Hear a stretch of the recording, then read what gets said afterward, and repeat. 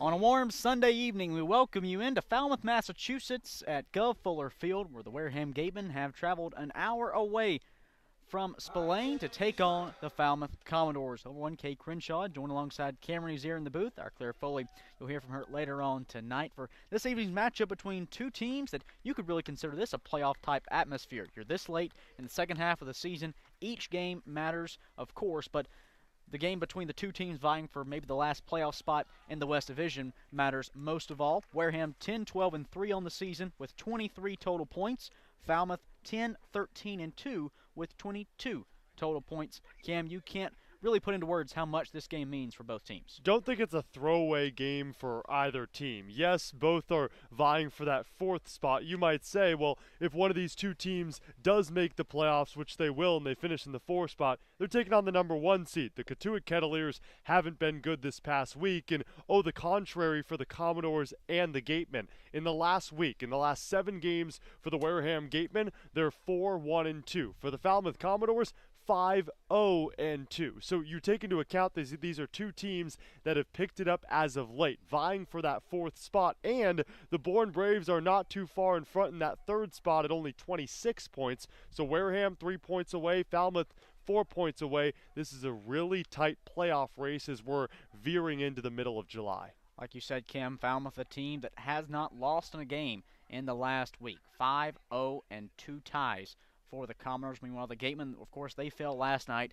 A tough 4-2 loss to Yarmouth Dennis that ended what was a 3-game winning streak for the Gatemen. Well, let's bring our time now to look at tonight's starting lineups. First, for the visiting Gatemen. Yeah, we'll start with the Wareham Gatemen. Chase Davis leading things off. He's been so efficient for the Gatemen team. He's led off the game the past 2 days. Then Hogan Windish in left. He's batting out of the 2-hole. Back in that spot after a day off a couple days ago. Max Anderson on a 13-game hit streak is out of the 3 spot. Kellum Clark batting cleanup did not play yesterday. We'll see how he plays. He has 7 hits in his last 4 games. Then it's Ryan Campos, the catcher, at the 5-hole. Carter Graham, Blake Wright, Jack Hausinger, and Derek Fabian round things out for the visiting Gatemen.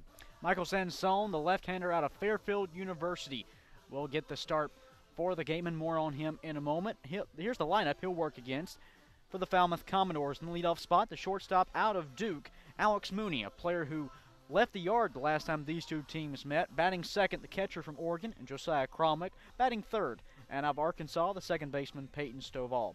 Cleaning things up over at first, another Oregon Duck. It's Jacob Walsh. He's hitting just 182 this season, but big home run power. Already 4 long balls this season of his 9 Cape League hits. Batting fifth is Alabama's Andrew Peeney. He'll be in center field. Batting sixth in right is South Florida's Drew Butcher. Batting seventh, and at third base out of Oklahoma, not to be confused with the Masters champion, it's Jackson Nicholas. We'll look at that later on tonight. Batting eighth in left field is TCU's Luke Boyers, and batting ninth, the catcher from Texas A&M, and Travis Chestnut. Meanwhile, the starter tonight for Falmouth is the tall lefty, 6'4", 205 pounds, out of Wake Forest, and Josh Hartle. He enters tonight's game, his 4th start of the summer with Falmouth. A 2.07 ERA. He's pitched 13 innings, given up 13 hits, 4 runs, 3 earned, no walks with 9 strikeouts. He enters with a 1-1 record. Cam, you look at Josh Hartle, a player who is going to get hit around the field, but just very minimally when the extra base hits. He's mostly just a ground ball guy. Yeah, 78 hits surrendered this past spring. 54 of them were singles. It's a pitcher in Josh Hartle that in his sequence will go up to 5 pitches, goes with that fastball as well as a sinker. A lot of his stuff is down in the zone. You'll see breaking balls as well as some off-speed changeups down in the zone as well. So expect a lot on the ground. Now, if Wareham can take advantage of that, because over the last 7 games, they've had 10 or more hits in 4 of the 7. If they continue to do that, they find the gaps. It's a Wareham team that's uber dangerous, batting .253 over the past week. So I have confidence in Wareham. Will it translate? We'll see. You look across the previous 3 meetings between these two teams, and the Gatemen have found a ton of success offensively. You go back to the first meeting all the way back on June the 19th. The Gatemen fell to the Falmouth Commodores 12-9, but had their best offensive game of the season, 15 hits. That still is the single game high. In the next two meetings, they totaled 20 hits to bring their season total against the Commodores 35 hits in 3 games. Expect some offense tonight, and we'll talk more about what you can expect from Michael Sansone, the starter for the Gatemen. On the other side, time for the national anthem at Gov Fuller Field. We'll be back for more on the South Coast Health pregame show. We continue our countdown to first pitch for Wareham Baseball on the Gatemen Broadcast Network.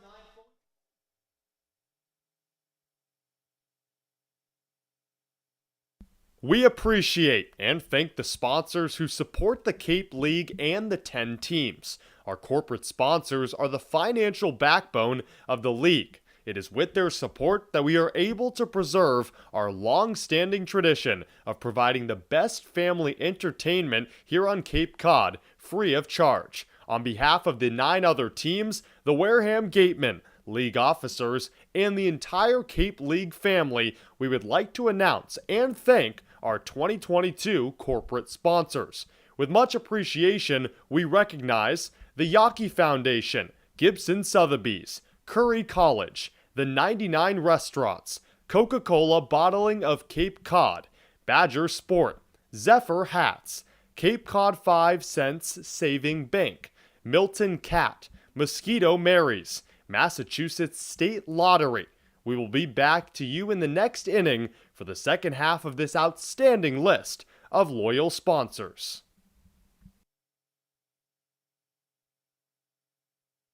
Curry College is where you go to become anything you want. Curry prepares students to engage in successful careers with learning beyond the classroom. Explore undergraduate programs, NCAA Division III athletics, and continuing education and graduate studies, including fifth-year master's programs at curry.edu.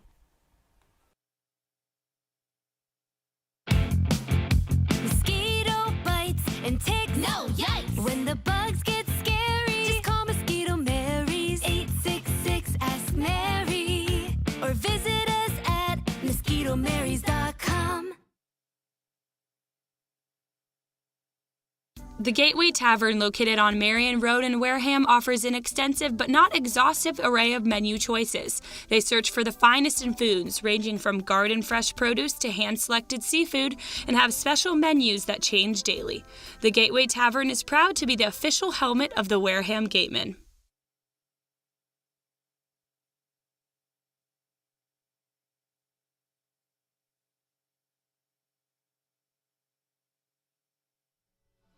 Back at Gov Fuller Field, just 2 minutes away from first pitch tonight between the Falmouth Commodores and your Wareham Gatemen. Cade Crenshaw joined alongside Cameron Ezeir. Claire Foley will join us later on tonight.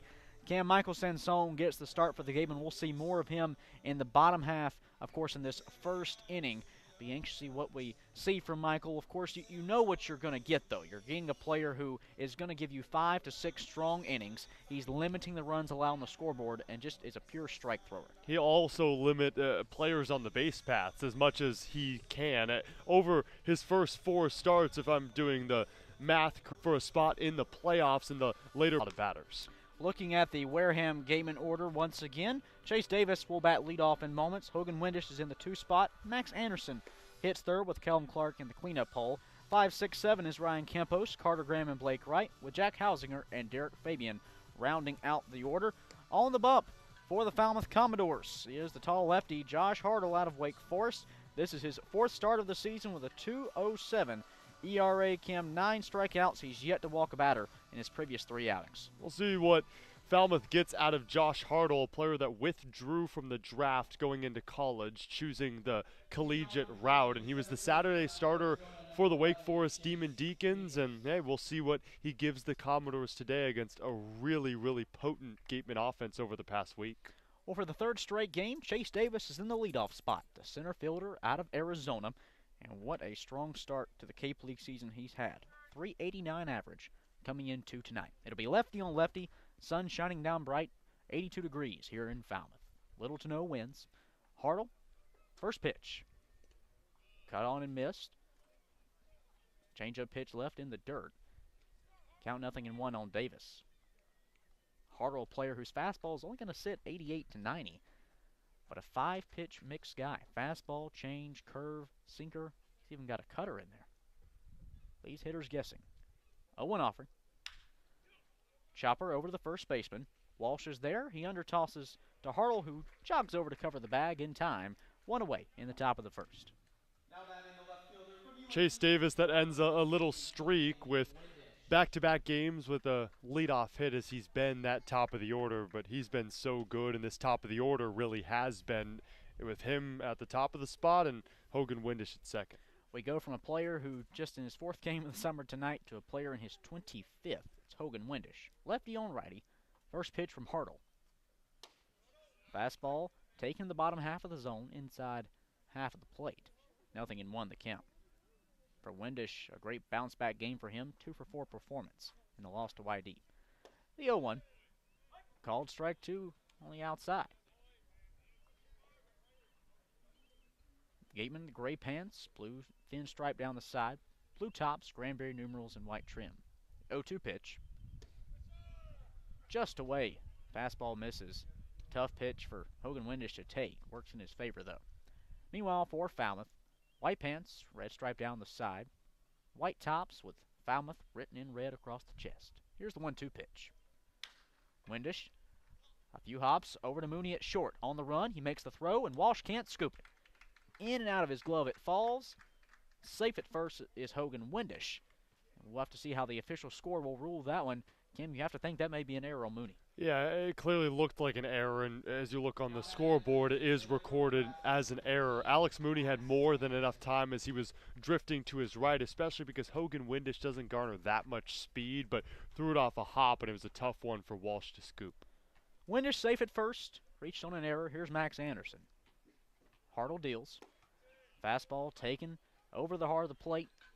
Lower half of the zone, 0-1. Well, so far, Kim, the scouting report is accurate on Hartle. A tall lefty who's going to mix up his variety of pitches, but keeps really everything low in the zone. 0-1 offered. Anderson tried checking his swing, but he went around on a curveball in the dirt. Count 0-2. Max Anderson won't really get the benefit of the opposing pitcher throwing it over the heart of the plate or really attacking the letters, because Hartle really does work down in the zone, and that's been a big part of why Max Anderson has hit safely in 13 straight games. Windish increases his lead from first with 1 away in a scoreless first inning. 0-2 toss, grounded foul off the body of Anderson. Count remains 0-2.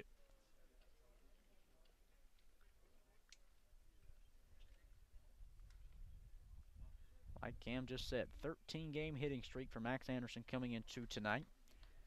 Of course, extended it in yesterday's loss against YD with a 2-for-4 performance with a pair of RBIs. Hartle set at the belt. 0-2 pitch. Misses high on the fastball. 1 ball, 2 strikes to the Gateman's 3-hole hitter and Anderson. Not playing defensively in the field today as the DH. Still no score, top first inning. Gateman have a runner on at first, that's Windish. He reached on an error.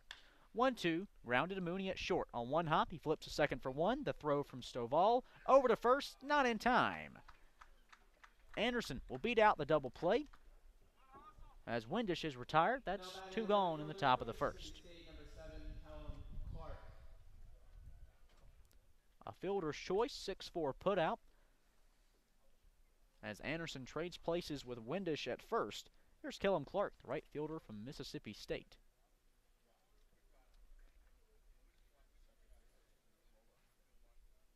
His second game in the cleanup spot this season. Left on left with Anderson on at first. 2 away the pitch. Fastball down and in, nearly clipping the toes of Kellum Clark. Ball 1.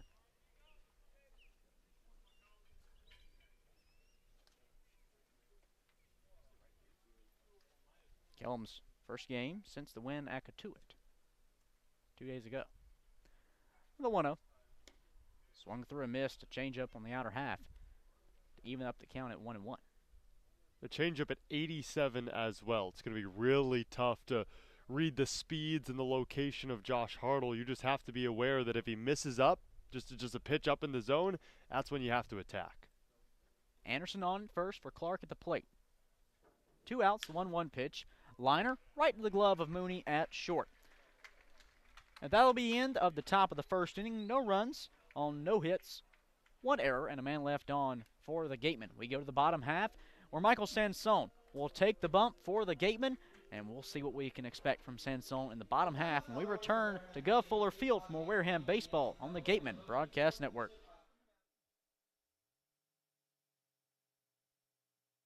The 99 Restaurant and Pub is proud to be a sponsor of the Cape Cod Baseball League.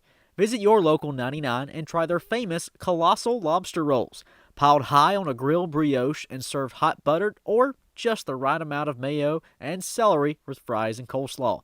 The 99, always the real deal.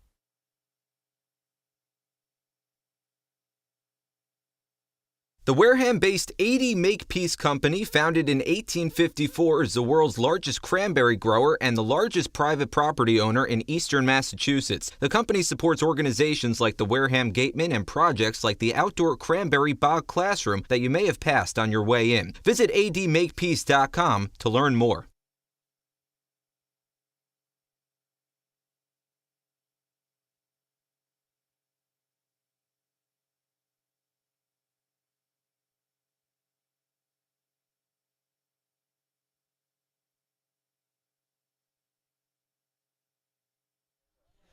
We make our way into the bottom of the first inning from Gov Fuller Field in Falmouth, Massachusetts. Cade, Crenshaw, Cameron Ezeir, Claire Foley with you tonight. Still no score as we make our way into the bottom half. The Gatemen brought 4 batters to the plate in the first inning. One reached on an error, but he would be stranded in Max Anderson. It's time for the bottom half of the first inning and our first look tonight at the Gatemen starter. And Michael Sansone, the 5'8" left-hander out of Fairfield University. Cam, his 5th start of the summer. A player in Michael Sansone, a Connecticut native. Yeah, Fairfield University, he's known for his lack of velocity, but known for his longevity as well. This past spring, 78 strikeouts, over 68 and a third, and a 4.48 ERA for the Stags. And in his 5th start, we look back to his last one against Bourne, a 5-inning bout, gave up 4 hits, 2 earned runs. More importantly, he's a returner on the Cape, was an all-star for the Bourne Braves last summer. Sansone on the bump. Player who, like you said, is not going to flash the radar gun, but location, location, location, and a strike thrower. He'll meet Alex Mooney, the shortstop out of Duke. Lefty on righty as we get things underway. Sansone set. From the windup, the pitch. Popped out of play behind home plate. Nothing in 1 the count. Defensively for the Gatemen, Ryan Campos is behind the plate. Derek Fabian at 3rd, Blake Wright at short, Hausinger at 2nd, with Carter Graham at 1st. In the outfield, Hogan Windish is in left field, Davis in center, Clark in right. Sansone brings the glove up near the face. 0-1 offering. Fastball misses outside and up. Even the count at 1 apiece.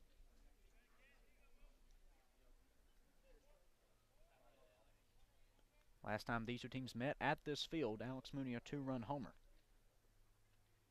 He's at the dish now looking to give the Commodores the first hit of this game. The 1-1 offering. Lifted down the line into left field, but foul as it'll find the forestry along the left field side. And Cam, I tell you, it's a little deja vu right there in that moment because there is no fencing past the dugouts here at this ballpark. So it's just exposed to the wooded area. Think back last time with that silly little rabbit that kept running on the field. Sansone looking for his first strikeout today. The 1-2 punch. Outside and away. Mooney did not give chase. Count even at 2-2. Sansone 24 strikeouts this summer through 18 2/3. Just 1 walk issued out. Incredible. Sansone peering in towards home. The 2-2. Cut on and miss. Off speed left on the outer half. Mooney couldn't connect. 1 away in the bottom half of the first. Still no score. Big strikeout for Michael Sansone up against the best hitter on this Falmouth Commodore team in the past week with the most hits and the best average in the past 7 days.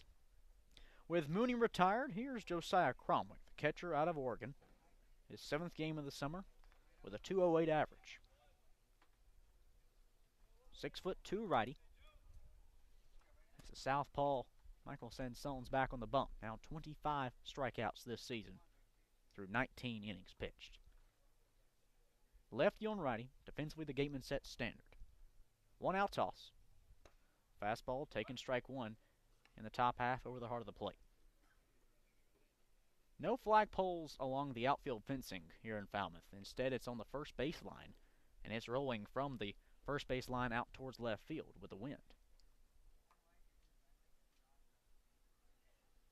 0-1 pitch. Fastball away. Count even at 1 apiece. Bleachers on both the left and right field lines. Left field is awfully full, and of course you know why. That's where the shade is. Right field, a little bit more sparse. Those folks must be working on the tan, more Irish skin over there. Sansone, the 1-1. Kromick in the air to right. Clark ranging to his right. And his glove it is. That's out number 2. Couple big outs for Michael Sansone. Already mentioned how strong Alex Mooney has been. Josiah Cromwick, and now just his 7th game on the Cape, has 5 hits in his last 5 contests. So for Sansone to sit down those two at the bottom of the order, or the top of the order, that is, really impressive for a player that's been great all season long. 2 away and the base is empty. Michael Sansone looking for a quick first inning. Here's Peyton Stovall, second baseman from Arkansas. Left on left. First lefty at Sansone's face today. A 2-out toss. Fouled off the mask of Campos, the catcher. Strike 1.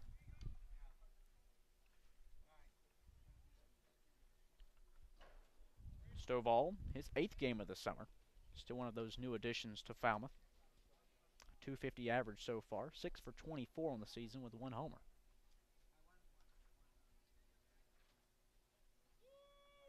Sun shining down bright on the beard of Sansone. He now meets the glove up there and turns and deals the 0-1 pitch. Changeup called strike 2 in the upper half.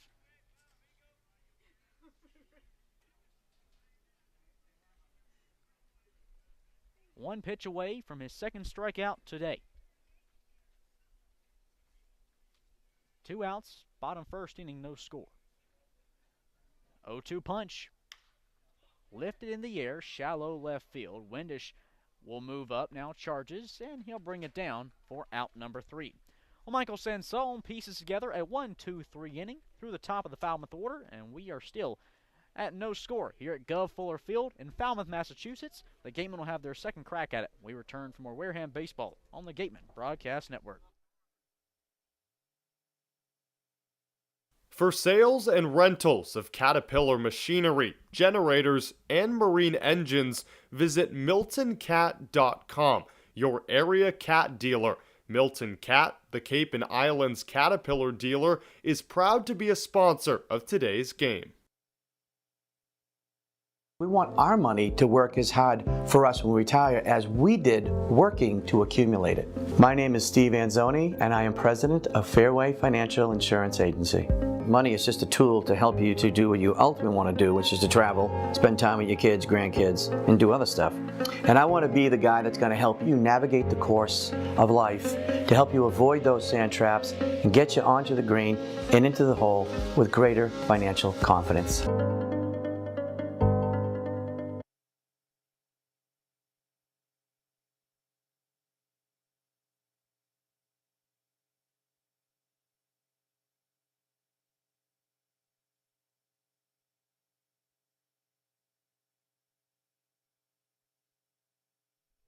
We go to the top of the 2nd. Still no score with Falmouth and Wareham. It'll be 5, 6, and 7 due up in the Gateman order against Josh Hartle.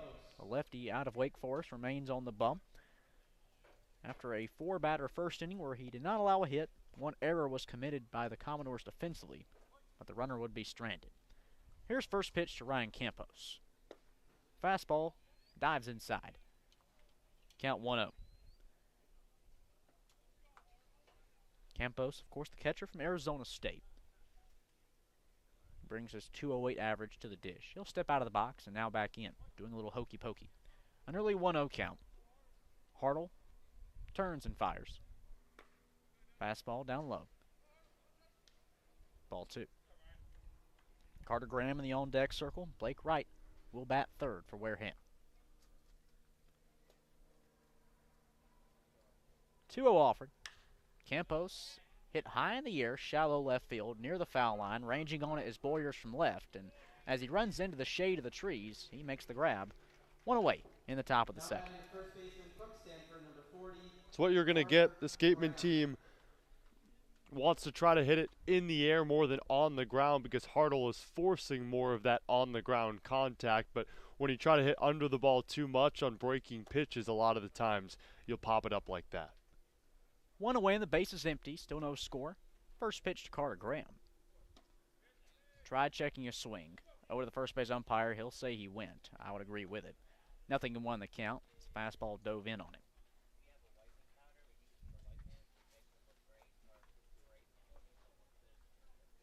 Lefty on righty. Hartle's 0-1 pitch. Taken up and out. Count even in one apiece. Graham in his 10th game of the summer. Consensus second-team All-American this past spring collegiate season at Stanford. 1-1. Change-up called, strike two. That near letter high, but it must have just clipped the top of the zone for a home plate umpire, Brandon Johnson. Mark Furtado umping at first. J.C. Fernandez at third. 2-1. Chopped left field side. Slow roll to the third baseman. Nicholas picks it up. His throw across is not in time. Carter Graham gave the safe signal as he ran through the bag. Umpire agreed, and it's a one-out single for Carter Graham, the first hit from either team in this game. Must feel good for Carter Graham after he started the season 0 for 12, went on a bit of a hitting streak. I think it was 3 hits in his next couple of games, but over the past few, his starts have been sparse in his hits as well. So Carter Graham getting on base, that's a really good sign. Graham inches off a first for Blake Wright, the shortstop out of Clemson. Lefty on righty with one away. Top of the second, still no score. First pitch from Hartle. Fastball taken lower half of the zone, heart of the plate by Wright. Count nothing in one. Wright had tremendous success against the Commodores in 3 games against Falmouth, a pair of multi-hit performances. Last time out, had a 2-for-4 night. The 0-1 nearly hits him in the feet. Fastball picks up some dirt, even the count at 1-1.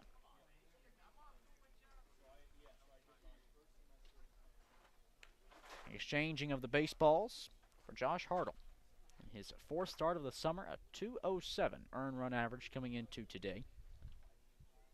Meanwhile, offensively for Wright, a 194 hitter. Bel Air, Florida native. Lefty on righty with Graham on at first. One away, the 1-1 pitch.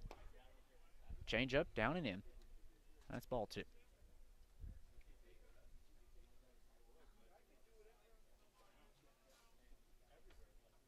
The Gatemen, 1 win, 2 losses against the Commodores in those previous 3 meetings. 2-1 pitch. Swung through and missed on off-speed left on the outer half. 2 balls, 2 strikes on Blake Wright as Josh Hartle looks for his first strikeout today. Defensively, the Commodores set standard with Carter Graham on at first. Lefty on righty. Hartle holding the ball behind his back. He'll now meet it with the glove. He's set at the belt. And the 2-2 pitch. Cut on and missed. Fastball out and away. Wright gave chase, and he's down on strikes.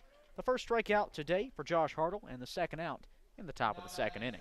One gripe of Blake Wright. Strikes out a whole lot. Goes chasing on outside pitches.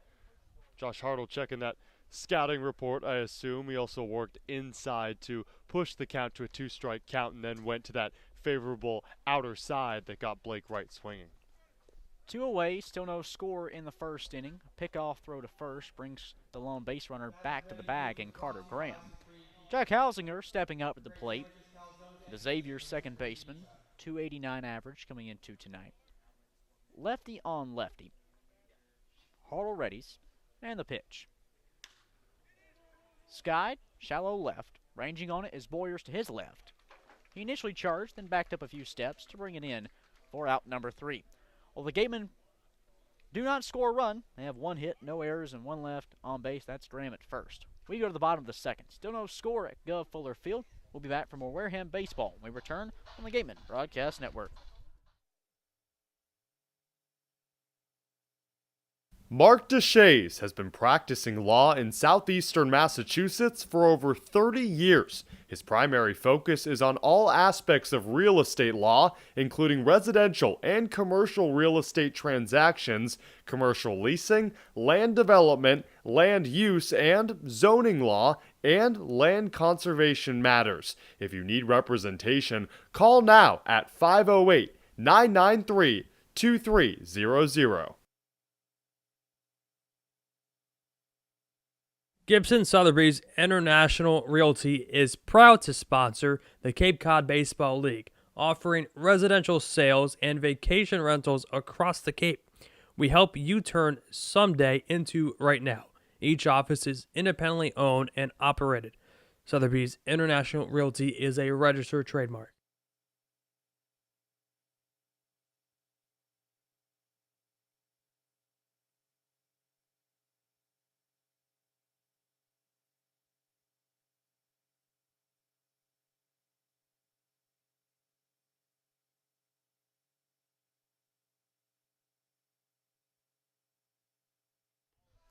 Back for the bottom of the second inning from Gov Fuller Field in Falmouth, Massachusetts. Still no score between the Falmouth Commodores and your Wareham Gatemen, as Wareham totaled their first hit in the game in the top of the second, but left a man stranded at first for the second consecutive inning. So it's time for Michael Sansone once again.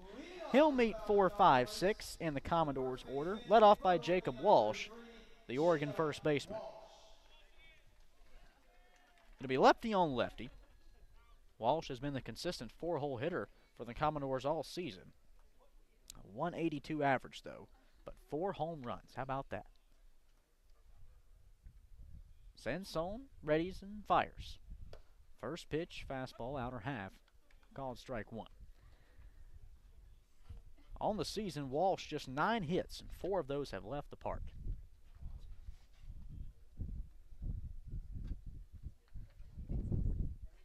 Sansone offers up the 0-1 pitch.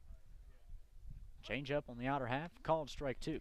He's hit that same location twice. 1 fastball, 1 off speed. Be interested to see what Walsh may be looking for. Meanwhile, Sansone, I can tell you what he's looking for. His second strikeout in as many innings. 0-2 pitch. Called strike 3. Change-up, outside edge, just hanging on the lip of the plate. Is strike 3. Walsh is retired. That's 1 away in the bottom of the second. Michael Sansone is so good at picking out locations that he can throw the same pitch 2 times in a row and get Walsh looking at both of them. That's why he is so good at picking out his locations. Here's Andrew Pinckney, the center fielder from Alabama. Lefty on righty. Pinckney's really been the everyday center fielder for this Commodores team for much of the last month. Base is empty, 1 away the pitch. Fastball lifted out of play, right side. Count 0-1. I think back to that moment at the Masters when Tiger shot the long putt and then it just held on to the side of the cup forever and then finally dropped in. It was a huge, explosive moment. That's what that pitch reminded me of. Now, of course, not as big of a moment. It's just a strikeout for the first out in the top of the or bottom of the second. But you just felt like it hung right there on the edge. Umpire had a little bit of a late call. The 0-1. Pinckney watches a fastball come right down Broadway for strike 2.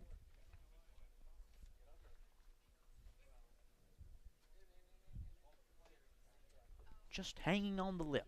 You can see the Nike logo on the golf ball just rolling. Lefty on righty. Pinckney digs in. Sansone brings the glove up near the face. He's ready. The windup and the pitch. The 0-2. Foul back into the netting as Pinckney stays alive on 2 strikes. That's also a big credit to Sansone's movement as well, because a lot of the times it will start near the neck area and drop to the letters. Even on his fastball has a good amount of movement too, which is shocking at a fastball only that's 85 or 86. 0-2 punch. Grounded back over the mound. Moving on is right from short. He dives, he throws, it won't be in time. Pinckney a lengthy 6'6" up the base pass. He beats that out, and that's the first hit of the night for the Commodores. 1 on, 1 away, still no score, bottom second. You're fine with that if you're Michael Sansone, because one defensive adjustment, and that thwarts an opportunity for Pinckney to get on base. So to force ground balls should be the blueprint for Michael Sansone today, other than, of course, striking a whole lot of guys out. If he can pick out his locations, force some grounders, you're all good. 1 aboard for Drew Butcher, the right fielder from South Florida. Steps in with a 179 average. Lefty on lefty with Pinckney on at first, 1 away. The pitch. Grounded through the right side and into right field. The base hit will roll. Pinckney initially rounded second. He slipped, though, and he'll have to return to the bag. 1 away, and the Commodores are in business. Back-to-back base hits have runners at first and second for Jackson Nicholas. But a reminder, Michael Sansone has been in this position before, and the last 2 games against Bourne and Harwich respectfully, he's given up a combined 5 earned runs, but has struck out 12 and only walked a big old goose egg. So Sansone is known for early in the game, okay, he's prone to give up that big inning, and it might be this one, but his recovery process is so good. Can the Commodores strike first? Here's Jackson Nicholas with runners at first and second for the third baseman from Oklahoma. Left-handed hitter as a southpaw Sansone comes set. 1 out toss. Nicholas showed bunt and fouled it back. We touched on it in the pregame, but once I saw that on the starting lineup tonight, Jackson Nicholas. Of course, you think about the golfer, Jack Nicklaus. And we just talked about Tiger Woods. I don't know, this may have just a Masters-themed second inning, but nonetheless, Jackson Nicholas is at the dish. He's got Butcher on in first, Pinckney at second with 1 away. Still no score, bottom second inning in Falmouth.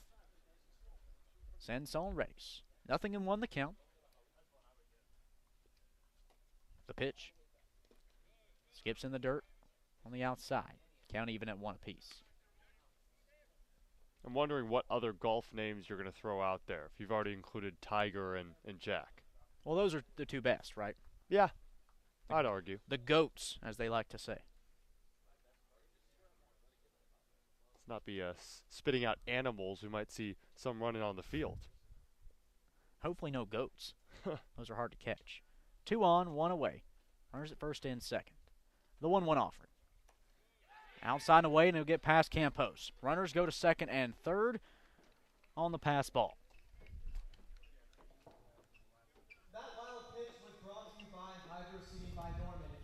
Well, the PA announcer says wild pitch, but that was no wild pitch. It was down low and away, but it was off the glove of Campos. That is a pass ball. 1 down, bottom second inning. No score, but Falmouth may have a recipe of brewing. Runners at second and third with 1 gone. Nicholas at the plate. 2 balls, 1 strike against him. With a pair of runners in scoring position. Sansone needs to battle. The pitch. Cut on and missed. Tip back foul into the catcher's glove of Campos for strike 2 was the changeup. Cade, I know why you said Nicholson. You were thinking Mickelson. Phil Mickelson, that is. Too much golf on my mind. Left on left. Sansone needs a big second out. The 2-2. Down and away, check swing from Nicholas. He held back. Infield umpire would agree that he held back. I would say the same. Count now full to Nicholas. Luke Boyers, the left fielder from TCU, on deck. No home runs this season for Boyers, but he is hitting .320. Runners at second and third. 1 away. And a no-score affair, bottom second inning. Nicholas brings the lumber over the shoulder. Sansone brings the glove up to his jersey. Runners at second and third. The payoff lifted in the air to center. Davis having deranged to his left. He'll make the grab. Hurl down a throw home. Runner's going to go. The cutoff will not be met, but the throw's not in time. Pinckney slides in. It's a sac fly and an RBI for Jackson Nicholas as Falmouth takes a 1-0 lead in the bottom of the second inning. You look back for Pinckney, and his 6'6" frame is initially what put him on the base pass. He beat out a diving throw from Blake Wright over to first. And much the same, that was a great throw from Davis. It was right in line, just not in time. 6'6" carries a lot of ground really quickly. So the Commodores have an early one-run lead. Here's Luke Boyers with a runner at second in Brutcher. 2 away, bottom second. Lefty on righty. First pitch. Popped him up. Infield skies. Fabian calls it from third base. It's in his glove, and that's the end of the inning. Well, the Commodores strand a runner at second, but bring one home on a sacrifice fly from Jackson Nicholas. And the Falmouth Commodores will take a 1-0 lead into the top of the third. How do the Gatemen respond? It'll be Derek Fabian, Chase Davis, and Hogan Windish due up for Wareham. When we return for more Wareham baseball on the Gatemen Broadcast Network. Serving southeastern Massachusetts and Rhode Island, Office Technology Group has been the area's source for advanced digital multifunctional copiers since 2009. Call Office Technology Group at 508-858-5825.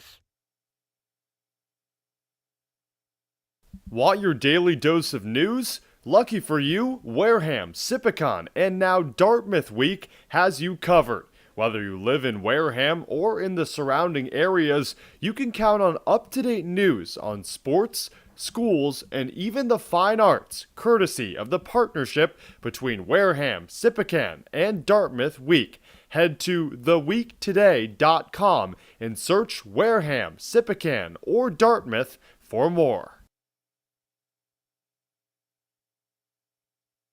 Cape Cod Coca-Cola thanks you for supporting the Cape Cod Baseball League and for refreshing yourself with ice-cold Coca-Cola products. Please remember to recycle your empty bottles, cans, and all other recyclable materials. It only takes 6 recycled plastic bottles to make a new baseball cap.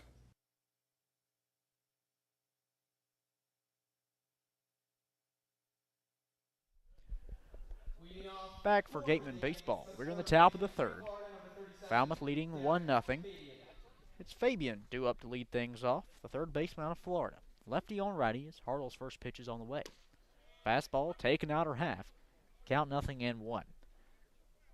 You look at Derek Fabian, just a true freshman for the Gators, but an incredible difference he's had so far with the Gatemen. More on that. 0-1, cut through and missed. Curveball down and in. 0-2 the count. Against left-handed pitchers, which is what he's facing in Hartle. Well, Fabian's hitting .500, 4 for 8 this season. Against righties, 0-43, just 1 for 23 at the dish. The 0-2, swing and a miss. Fastball away. We'll sit down Fabian, first out in the top of the third. Falmouth leading 1-0. Well, it doesn't matter against lefties. You mentioned the .500, but that's just his 9th AB against lefties, and swung through all 3 of those pitches. And when you throw a breaking pitch at that speed and you're able to drop it low in the zone, it gets a true freshman swinging away. Here's Chase Davis, the center fielder from Arizona. With 1 away, cut on and missed a fastball outside. 0-1. Davis 0 for 1 tonight. A ground out to first base back in the first inning. Commodores brought a run across. The bottom of the second, a sac fly from Jackson Nicholas. The low one. Changeup finds the outer half. 0-2 the count on Davis.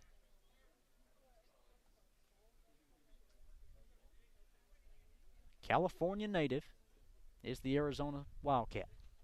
Bases empty, 1 away. Top third inning. 0-2. Davis, boy, I thought he looked at strike 3. It was just outside, was the fastball. Davis thought so too. He looked at that pitch for quite a while to see what the umpire would say.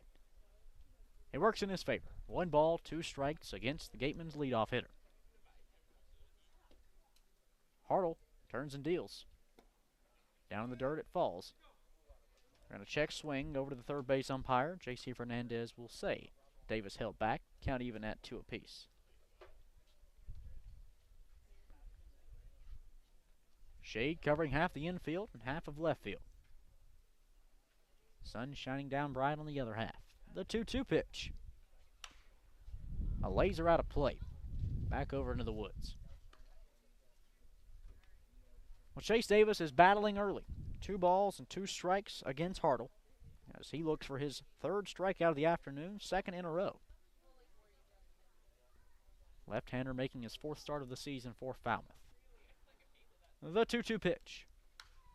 Foul back into the netting behind home plate. Count remains 2 balls, 2 strikes.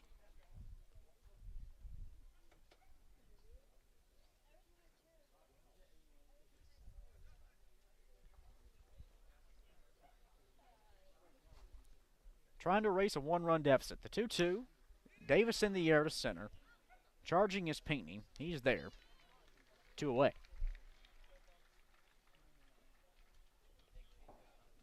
For a player in Chase Davis that has 7 hits in his last 3 games, Josh Hartle has gotten the best of him because Chase Davis mostly attacks a little higher in the zone and maybe against pitchers that work more horizontal rather than vertical as Hartle does.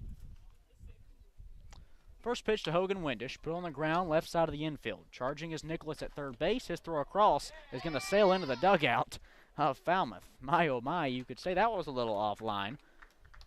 Must have been aiming for a teammate in the dugout than the one at first. That's his 2nd error of this game. We're just in the top of the 3rd inning. Also the 2nd time Hogan Windish has reached on that same error. Now batting the designated hitter from Nebraska, number 15. Off the hand, it looked way too high. Got a good jump on it, gloved it at a good speed, and maybe it was on the changeover to his bare hand, but yeah, that one was going to the moon right out of the hand. First pitch to Max Anderson, down in the dirt. Count 1-0 with 2 away in the inning. Windish on at first.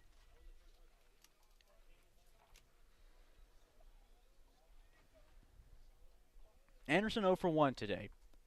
The fielder's choice back in the first. Windish stands at second as that throw went into the dugout. Grounder over to third. Nicholas, his throw to first is just in time for Walsh to pick it out. But it was still a low throw. Nonetheless, Windish stranded at second base, and we head to the bottom half of the 3rd inning. Falmouth leads 1-0. We'll be back for more Gateman baseball. We return on the Gateman Broadcast Network.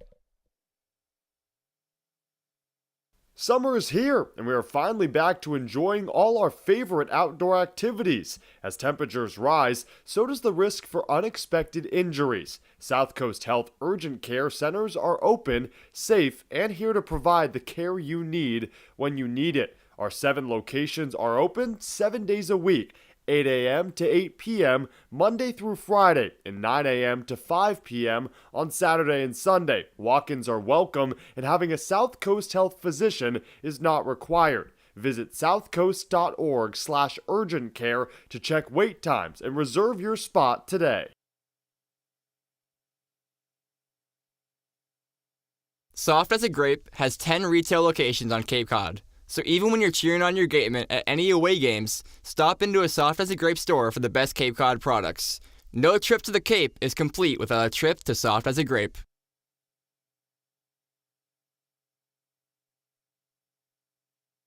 T-Mobile is proud to sponsor the Cape Cod Baseball League. T-Mobile believes that when small towns thrive, America thrives. That's why they're investing billions to bring fast, reliable, and affordable wireless service beyond the big cities to small towns across America. There's never been a better time to join T-Mobile. Visit T-Mobile.com/acrossamerica to find out more.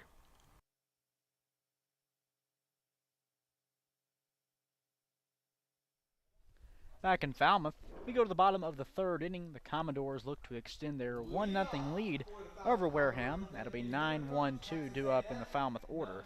Led off by Travis Chestnut, a catcher out of Texas A&M. His first plate appearance today. Michael Sansone, the starter, remains on the mound for the Gatemen.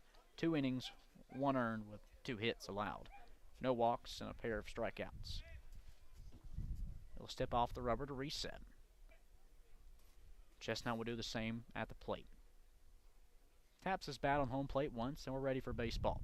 Bottom 3rd inning, first pitch on the way. Cut on and missed by the righty hitter. Fastball out and away. No balls, 1 strike. Wind starting to roll in.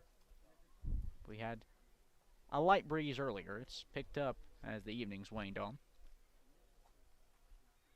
Sansone, the left-hander, turns and deals the 0-1 pitch. Showing bunt and putting it down at the first base line. Sansone will pick it up, but because Carter Graham ranged over from first to field it, running through the bag safely is Travis Chestnut. By that point, it's turned into a game of chase, and I'm going to try to tag you. You're Michael Sansone. Of course, he's not going to beat the runner up the line like that.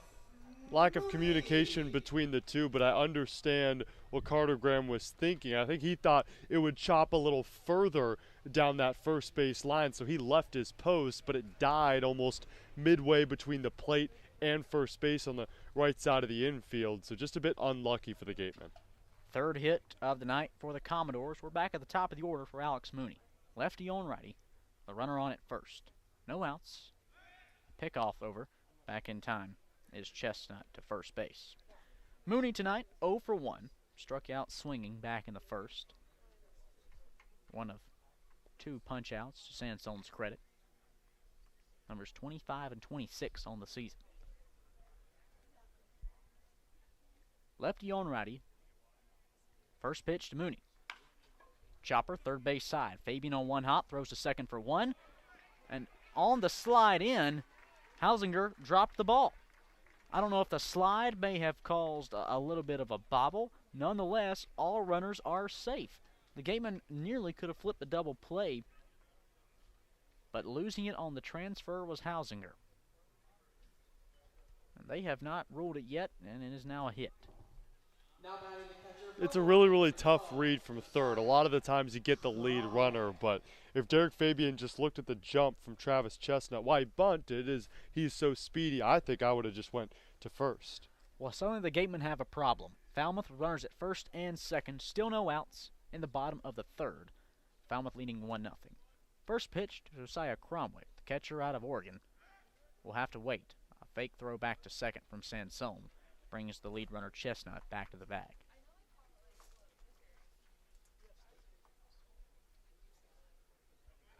Cromwell 0 for 1, fly out to right field back in the first inning. Sansone set above the letters, up near the shoulder, fires first pitch.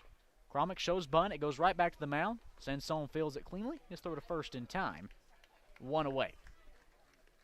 Runners go to second and third, and Cam immediately saw Sansone turn around to see if a play was able to be made at either bag, but instead he gets the surefire out. And for the second straight inning, he has to work around 2 runners in scoring position with just 1 out on the scoreboard. The reason Falmouth is 5-2 in their last 7 games, although they sit at last in the West Division, they're averaging about 13 total bases per game. They're very, very clinical in the way that they move over runners and get on the base paths. 1 away, bottom third inning. Runners at second and third for Peyton Stovall, second baseman from Arkansas, 0 for 1 today. Lefty on lefty, first pitch. Put on the ground, right side. Hausinger initially bobbles it. His throw to first. Is it just in time? Indeed it is. The run will come home to score on the RBI ground out from Peyton Stovall. But another defensive miscue in this inning by the Gatemen nearly cost them big-time damage. Instead, that's 2 outs on the board. Falmouth has taken a 2-0 lead. With a runner left at third base, here's Jacob Walsh, the first baseman from Oregon, 0 for 1 tonight. And Cade, all of the runs make it the 2, and maybe even the guys on the base paths, all manufactured. Sacrifice fly, ground out that turned into an RBI. Lefty on lefty for the Falmouth home run hitter for this season. 2-out pitch, swing through on off speed. Is Walsh, 0-1 the count.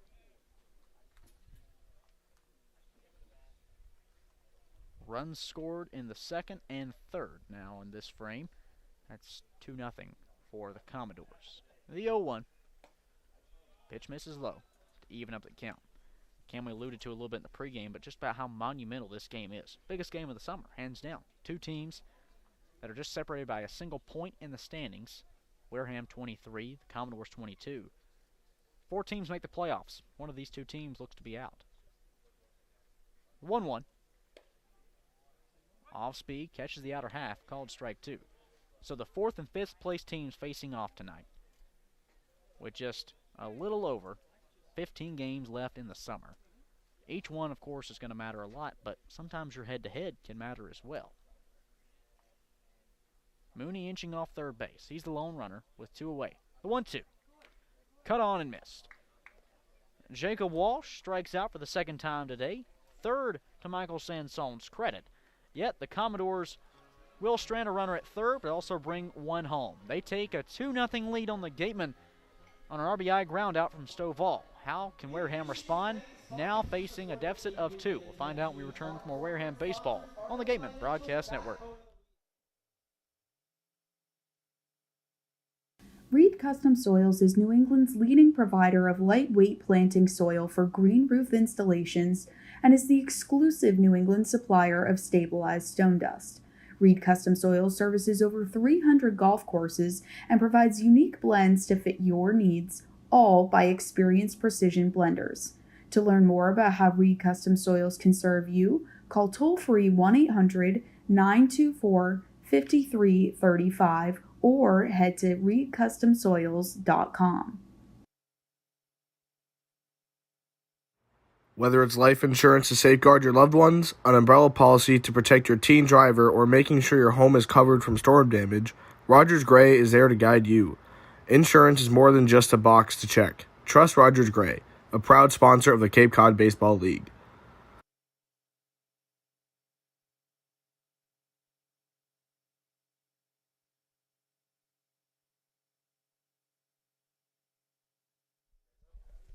Falmouth has taken a 2-0 lead over the Gatemen as we make our way into the top of the 4th. For Wareham, it'll be 4-5-6 due up in the order, led off by Kellum Clark. The right fielder, 0 for 1 today, lined out to short to end the first inning. So far tonight, the Gatemen, of course, no runs, 1 hit, no errors. For Falmouth, well, it's been a little bit of an up-and-down contest. 2 runs, 4 hits, but a pair of defensive mistakes. Left on left, with Josh Hartle remaining on the mound, the starter out of Wake Forest. First pitch. Curveball down the dirt that Kellum Clark couldn't connect on. Count 0-1. Of those 4 hits, Cam, none of them have brought in a run. The 2 manufactured by Falmouth. A sacrifice fly and an RBI groundout. 0-1 pitch. Grounder, right side. Walsh takes out the glove from first, but won't get there. It rolls into right field, and it's a leadoff single for Kellum Clark, the second hit of the night for the Gatemen. And that's why you bat Kellum Clark cleanup after you don't play him yesterday. Yes, he's not as familiar with that spot in the order, but now in the last 5 games, if you include today, that's 8 hits for the Mississippi State Bulldog. He's finding his groove at the right time for a team that wants to get back on the winning side of things. Had a 3-game win streak snapped last night in the 4-2 loss to Yarmouth Dennis. Well, Clark occupies first base with no outs for Ryan Campos. First pitch to the lefty hitter. Fastball rides up and in. Letter high for Campos. Count 1-0. Arizona State Sun Devil flew out to left field back in the second inning. Gatemen trailing by a pair. The 1-0 offering from Hartle. Change up outside and away. Ball 2.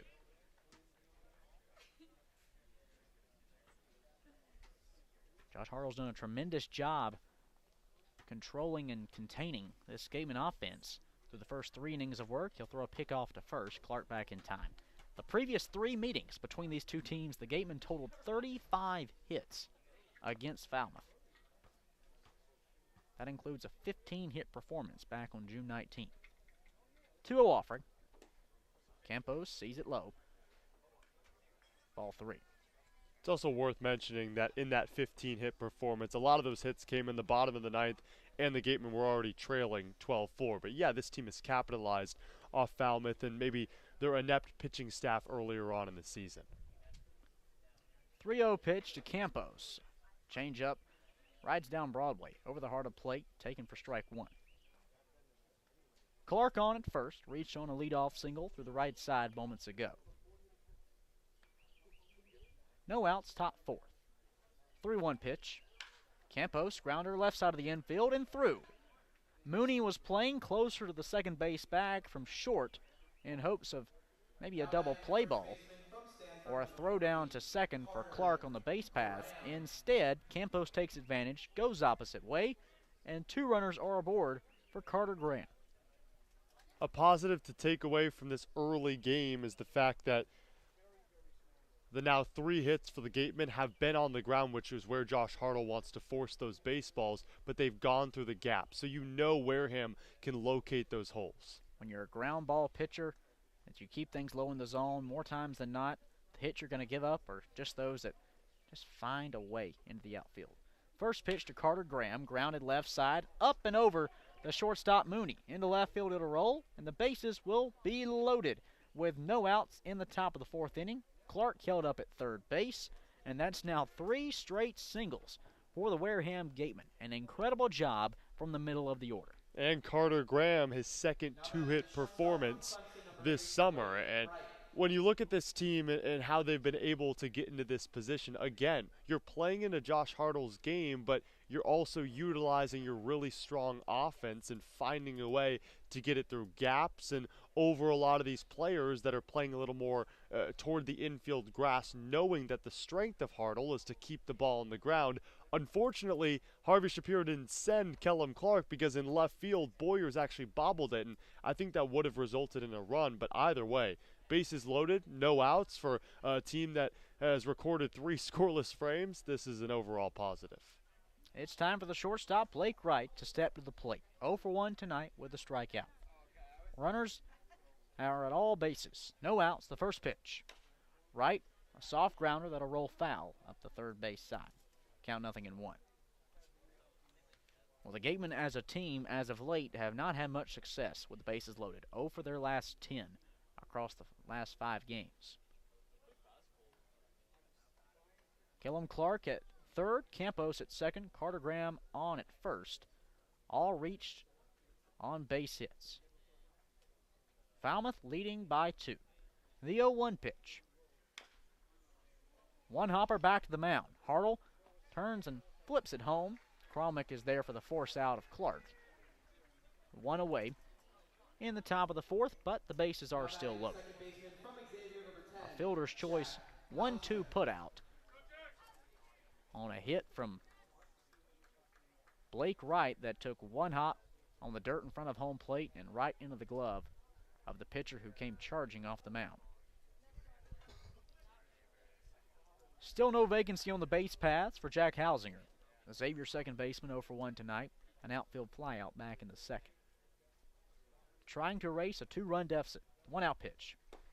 Hausinger checks his swing, takes a called strike 1 on a curveball in the lower half instead.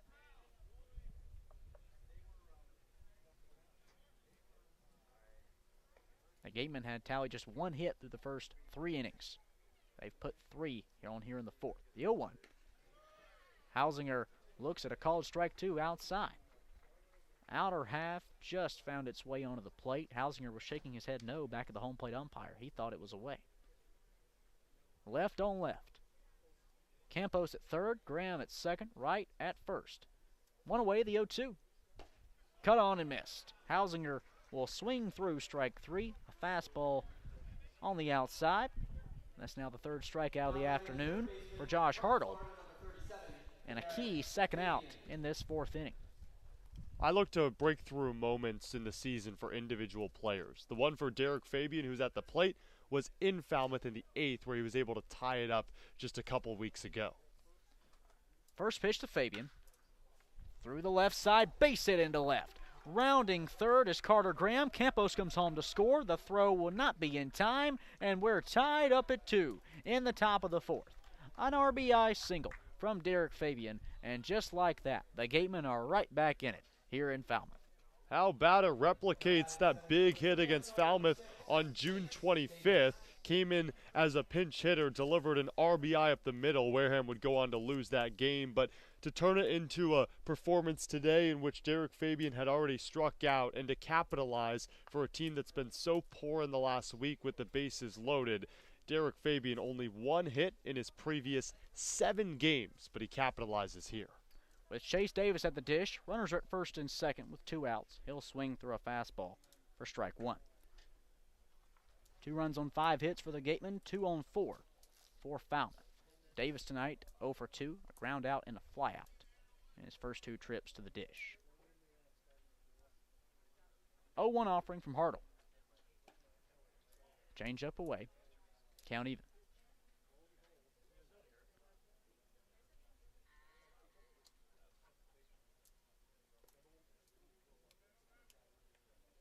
Four hits this frame for Wareham. The big one, a 2 RBI knot from Derek Fabian. He's on at first. Blake Wright, the lead runner, at second. The 1-1 to Davis. Foul back off the catcher for strike 2.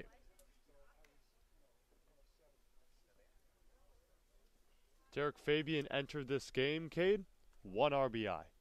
Now he's up to 3 on the season for a 9-hole hitter that's struggled so much as of late and was waiting for that breakthrough moment. And the Florida Gator has found it here at Gov Fuller Field. Bringing that RBI total to 3 here in the Cape Cod Baseball League. Tied at 2 in the top of the 4th are the Gatemen and the Commodores. Davis at the dish with 2 on and 2 gone. 1-2. He'll look at strike 3 call in the outside half. Well, the Gatemen bring 2 runs across. Derek Fabian's 2 RBI hit ties this game up, and we go to the bottom of the 4th. All knotted at 2 are the Commodores and the Gatemen. We'll be back for more Wareham baseball. We return to the Gatemen Broadcast Network.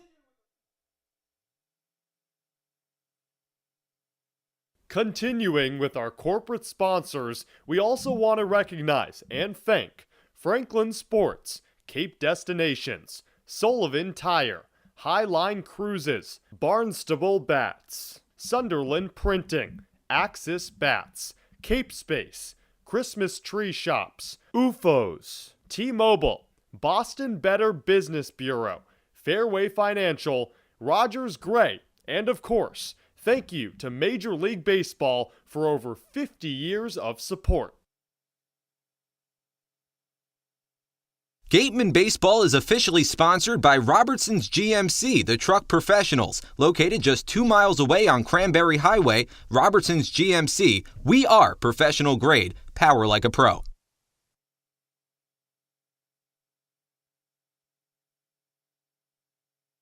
The Gatemen would like to thank Wareham Country Market for helping to feed the Gatemen players and staff after games. They are located about a quarter of a mile from the field on Route 6, offering a convenience store, a Dunkin' Donuts, and a deli.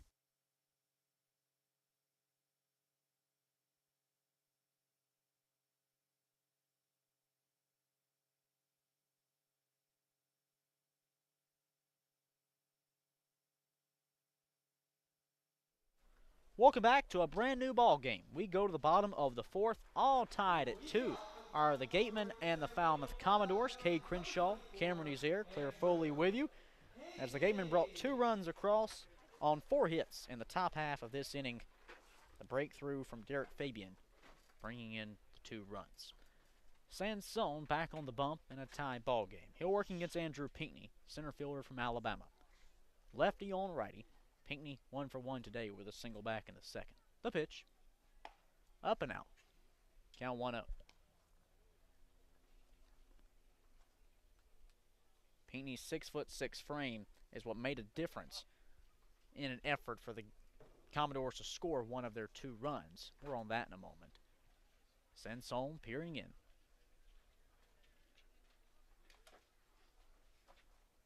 The 1-0. Check swing, called, strike 1 on the outside half instead on Pinckney. But at 6'6", he was able to beat out a throw back in the 2nd inning to initially reach. That was the first hit of the night for Falmouth. And then on the sac fly to center field, the throw was right on line from Chase Davis, but just sliding in ahead of it. Hands first was Pinckney. The 1-1. Pinckney fouls it away over the right side into the parking lot.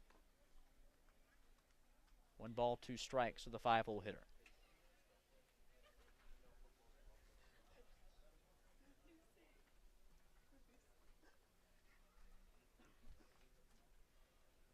Defensively, the Gatemen set standard with the sun beginning to set.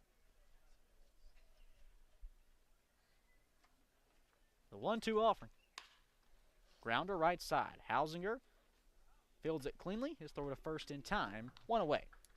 Watching Michael Sansone this summer, I've come to a conclusion that he likes to go one-on-one with every hitter in the lineup, and he keeps tabs of what happened the last AB or plate appearance. And after giving up that single to Andrew Pinckney, I think he made it his goal to try to retire Pinckney. He's able to do so there, and now he's working to another batter who also got the best of him with a single in the second.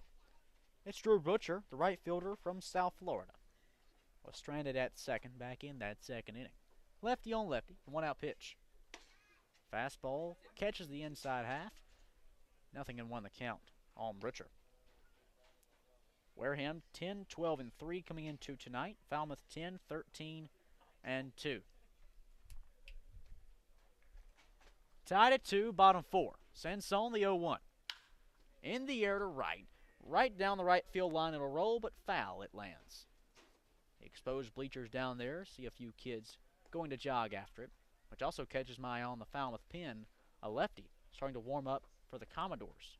Josh Hartle's outing may be numbered after this inning concludes.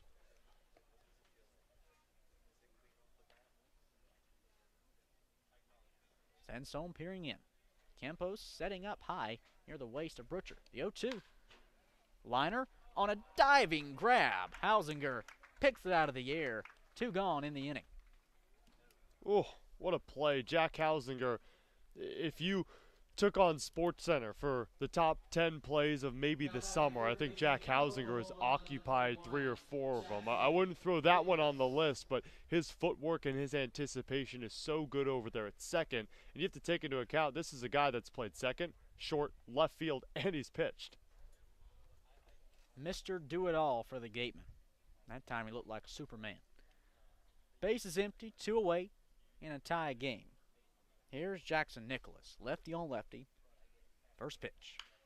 Nicholas grounds it back foul over towards the Commodores' dugout. Back in the second inning, Nicholas out of Oklahoma, the sac fly into center field, brought home the first run of the night for the Commodores. They would tack on another in the third. The Gatemen would respond, though. A 2 spot in the top half of this 4th inning to tie things up. 0-1 pitch. Swung through a mist. Breaking ball left low and outside. Count 0-2. And to give some insight on what you might see in the next frame, Will Johnston, the lefty out of Texas A&M, is warming up in the pen for the Doors. He's got his catcher Chestnut behind the plate as well from the Yankees in the starting lineup for the Commodores tonight. Base is clear. 2 away. Sansone looking for a quick inning. The 0-2 punch. Up and in. Third base umpire is going to say he did not go. Meanwhile, half of the Gatemen were jogging towards the dugout on the third base side. Instead, it's ball 1.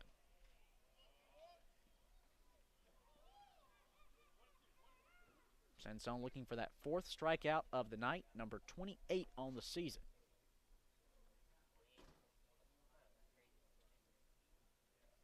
Glove resting at the waist, now bringing it up above the letters is Sansone.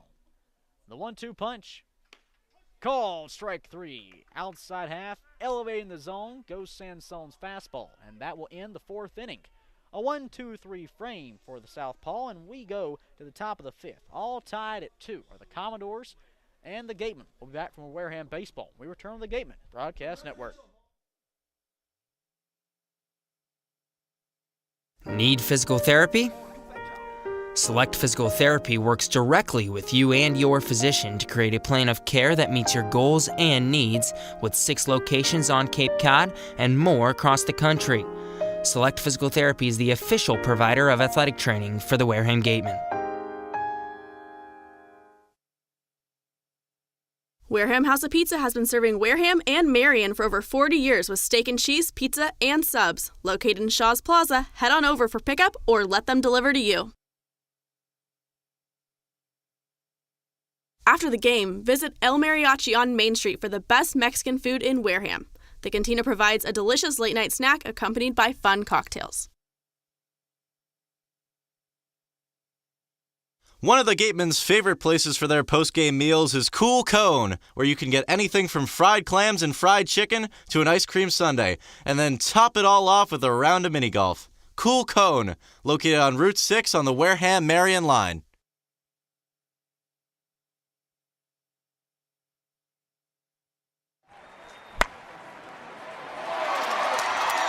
What's up, Gateman fans? Looking for Wareham jerseys, shirts, and hats? You can find all of that and more online at gateman.org/shop. Visit to get all your Gateman gear today.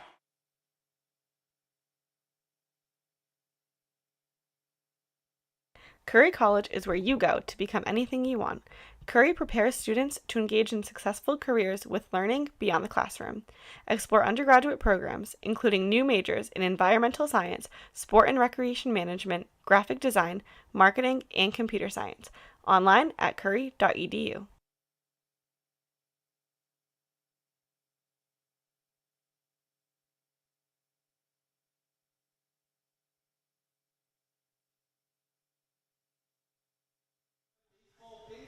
We're back at Gov Fuller Field for the top of the fifth in a 2-2 ball game alongside Cade Crenshaw. I'm Cameron Ezeir. Let's break down the new pitcher in for the Falmouth Commodores. It's Will Johnston making his second appearance on the Cape. His first came on July 7th, just 3 days ago against the Orleans Firebirds. An inning of work, faced 4 batters, struck out 2, allowed only 1 hit. Out of Texas A&M is Will Johnston, who had 21 Ks and a 4.91 ERA in the spring, and now back over to Cade.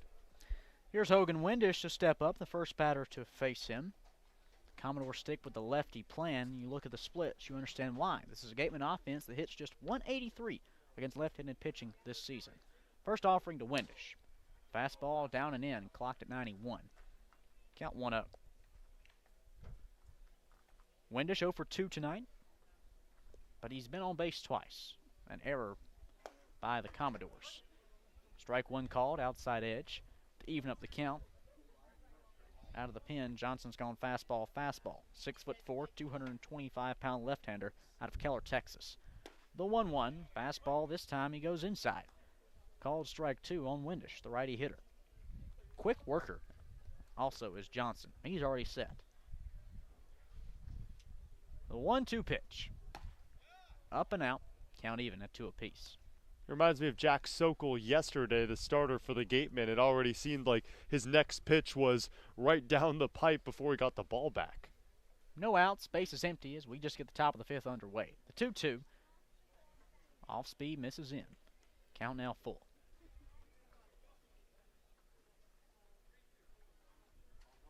Shade covering most of the left side of the field of play. Windish at the dish. The payoff pitch. Fastball misses low and inside for ball 4. The first walk issued by Johnson goes the first batter he faces, but that's also the first walk the Gatemen have drawn tonight. And it's the Gatemen team just a couple games ago that walked 8 times, and this Gatemen team is known for drawing a whole lot of walks. They're top half in the Cape in that category. Here's Max Anderson, the designated hitter, 0 for 2 tonight, with Windish on at first and no outs. First pitch from Johnson. Fastball right down Broadway, taking strike 1. Johnson in relief of Josh Hartle. Today's starter went 4 innings for the Commodores, 5 hits, 2 runs, both of which were earned. No walks and 4 strikeouts. Johnson enters in a 2-2 tie. The 0-1 pitch, cut on and miss. Fastball chased away from Anderson for strike 2.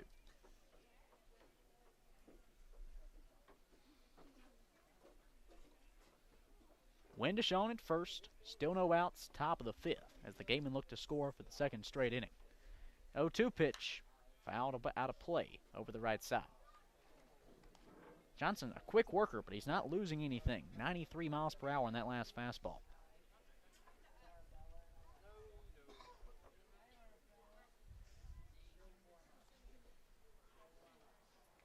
Lefty on righty.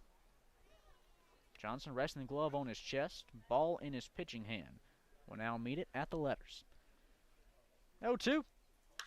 Anderson hit in the air to left. Charging on it is Boyers, racing upwards. He makes the grab and 1 away. Now batting the right fielder from Mississippi State, number 7, Kellen Clark. 1 on, 1 down for Kellum Clark. The right fielder, 1 for 2 tonight. Singled last time up back in the 4th. One of just 4 hits in that inning for the Gatemen, I say just. Well, that was more than they had in the previous 3 innings combined. 2 runs on 5 hits tonight for the Gatemen, 2 on 4 for Falmouth. Windish on it first. First pitch to Clark's a called strike 1 on the outside against the lefty hitter.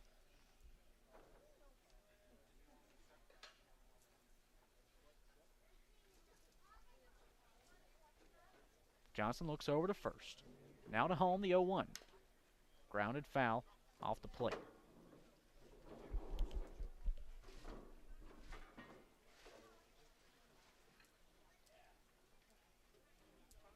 Catcher Chestnut will make his way out on the mound to speak with Johnson.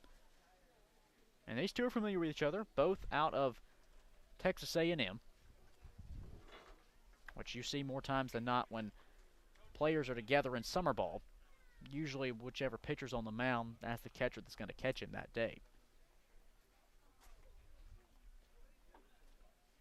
Walking back to the plate is Chestnut, and he'll give the home plate umpire a fist bump. Looks like the umpire may have caught a piece of that last foul ball that I didn't see. Windish on at first. He's the lone runner. 1 gone in the inning. Top of the 5th. We're tied at 2. Nothing in 2 the count to Clark. The pitch. Called. Strike 3. Outside half.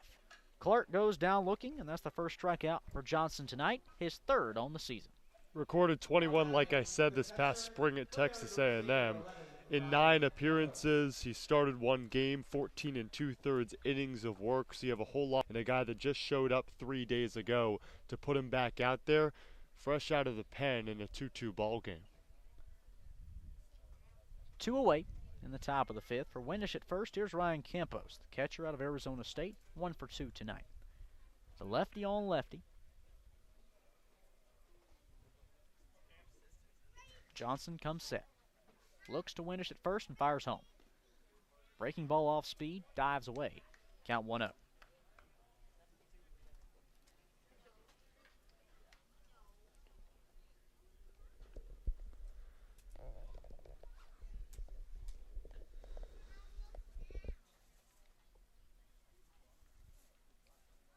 One-0 pitch. Upstairs. Ball 2. The Gatemen trying to get their 2nd victory over the Commodores this season. Enter 1-2 on the year.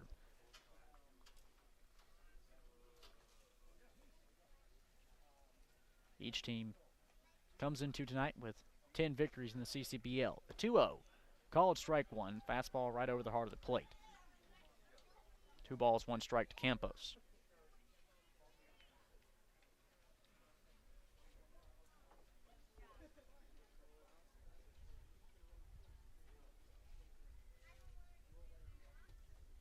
Windish inching off of first base. With 2 away in the top of the 5th, the 2-1. Put on the ground over to first base. Walsh will make the grab on 1 hop, step on the bag himself, and that will conclude the inning. Well, the Gatemen put a runner on with a leadoff walk from Hogan Windish, but he will be stranded there. No runs, no hits, no errors, and 1 left aboard. We go to the bottom half of inning number 5. Tied at 2 are the Gatemen and the Commodores. We'll be back for more Wareham baseball on the Gatemen Broadcast Network. Hey Gatemen fans, don't miss out as the Wareham Gatemen head to Worcester, Mass. to take on the Bourne Braves at Polar Park, the home of the Worcester Red Sox. This special game at Polar Park takes place Monday, July 25th with a 6:45 first pitch. Tickets start at just $10, so head to gateman.org to get yours today. The 2022 Cape Cod Baseball League All-Star Game will be hosted by the Wareham Gatemen on Saturday, July 23rd. Join the CCBL's best as they take to the diamond in front of scouts from every MLB organization here at Spillane Field.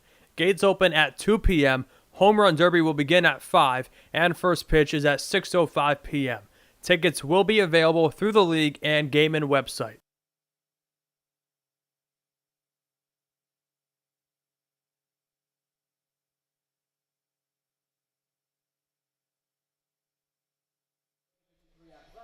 Back at Gov Fuller Field, Falmouth, Massachusetts, we go to the bottom of the 5th. Tied at 2 are the Gatemen and the Commodores. Cade, Crenshaw, Cameron Ezeir in the booth, and now joined by our own Claire Foley, who's with us tonight. And Claire, so far, Michael Sansone, you always know what you're going to get in Sansone, but it goes a little bit deeper than that.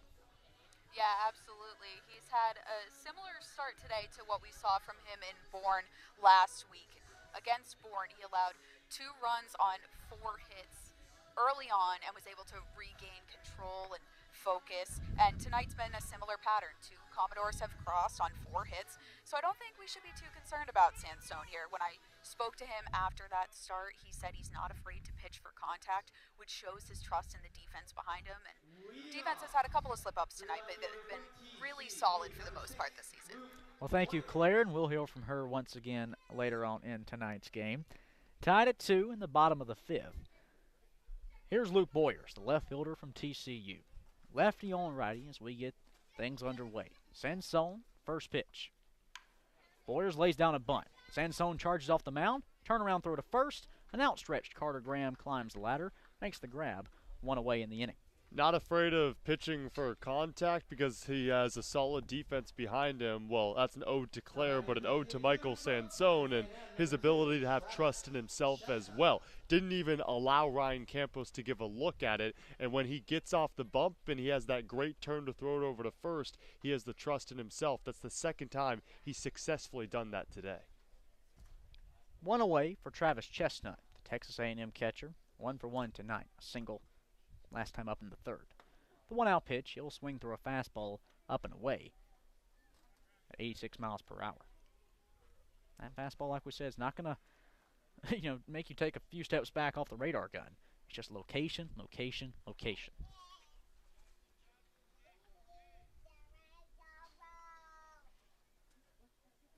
Oh, 1 pitch.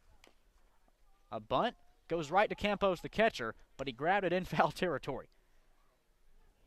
So 0-2 the count on Chestnut, and now the bottom 2 hitters in the order trying to catch the Gatemen a little bit off guard defensively.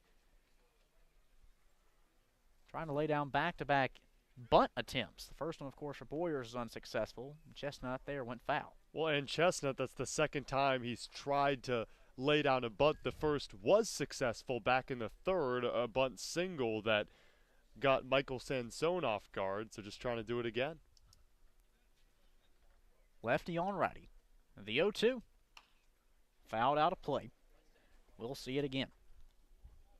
But Cam, once again, you just have to appreciate for Michael Sansone. The velo might not be there, but an incredible job of just locating pitches time and time again. Yeah, he's so clinical in his ability to not just locate, but also pick out his pitches and know which velocity he's going with. The 0-2 pitch. Fastball, inner half, calls, strike 3. The 5th strikeout tonight for Michael Sansone. And that puts 2 down in the bottom half of the 5th, still tied at 2. Cade, 29 this season, and I'll keep stressing it. Michael Sansone, it's not just about his locations. He worked outside on Chestnut and then went right back inside, which fooled Travis, but also the velocity jump. Went from 84 up to 86, and that can really change a batter's eye. Back at the top of the order, and Alex Mooney, shortstop out of Duke. 1 for 2 today. With this game still tied at 2 runs. 2-out pitch, called strike 1 on the outside edge of the plate. No balls, 1 strike to Mooney.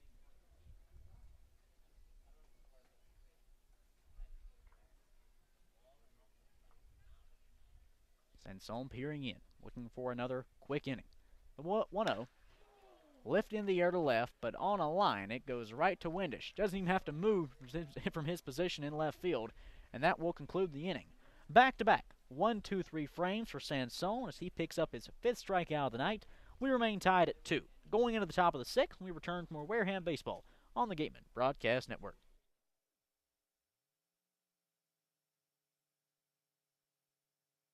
Cape Cod 5 is proud to be a long-standing supporter of the Cape Cod Baseball League and its contribution to the local economy as a treasured summer attraction. Cape Cod 5 is a community bank serving customers throughout Cape Cod, the islands, and southeastern Massachusetts. Founded in 1855, the bank's mission is to enrich the lives of those it serves while contributing to the health and vitality of its communities. Cape Cod 5 provides a full range of banking solutions, including personal and business banking, residential mortgages, investment management, and trust services.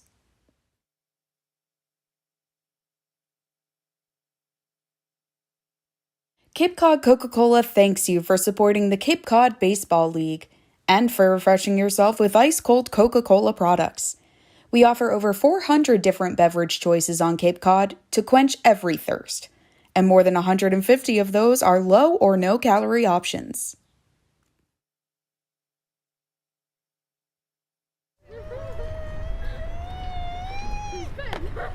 Beat the heat and join us at Waterwiz, a water experience unlike any other this side of the bridge. Open daily, head over to the water park on Route 28, the Cranberry Highway.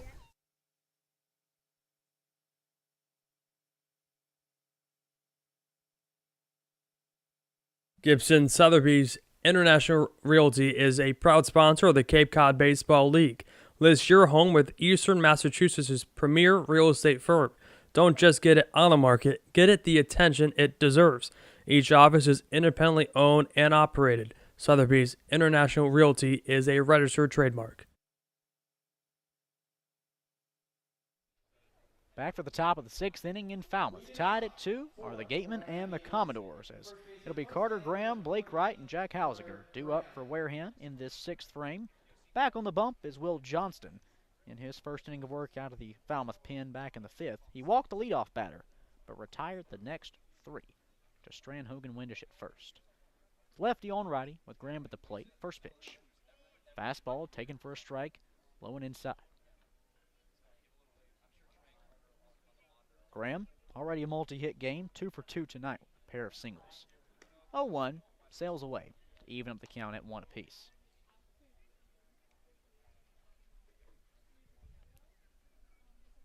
Two runs on 5 hits for the Gatemen, 2 on 4 for Falmouth. 1-1.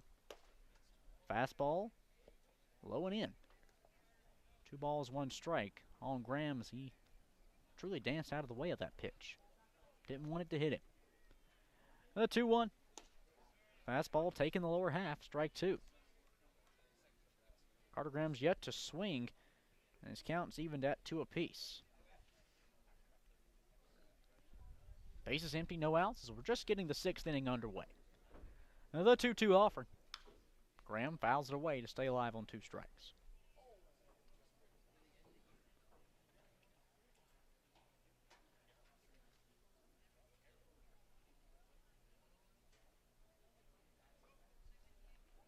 Johnson, the 2-2 pitch.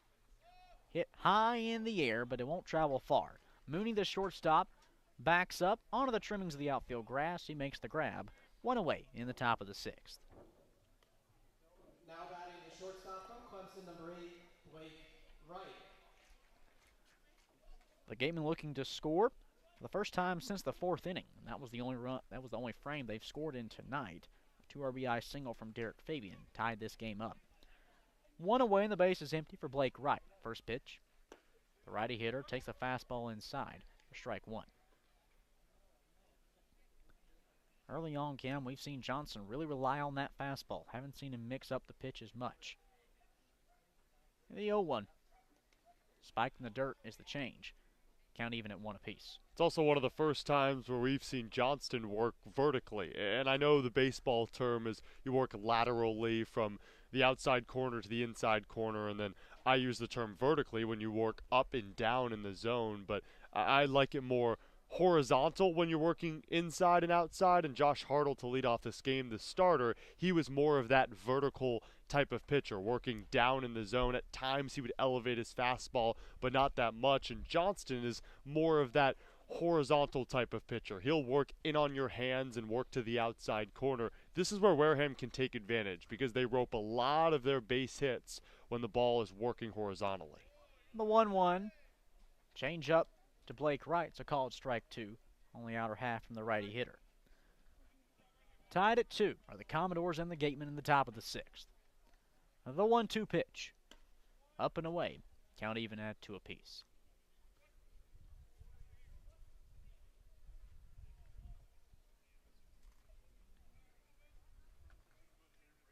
Lefty on righty. The 2-2 offering. Hammered to center. Backing up is Pinckney. He'll now settle under it as he ranges to his right and bring it down for out number 2. That was by far the hardest hit ball we've seen tonight from either team, but It's a center field fly out for Blake Wright. He moves to 0 for 3 tonight, and that'll bring up Jack Hausinger. 2 outs, top of the 6th, tied at 2. Hausinger, fly out to left, back in the 2nd. He would strike out swinging last time up in the 4th. Lefty on lefty, the 2-out pitch. Fastball finds the lower half, taken by Hausinger. Count 0-1.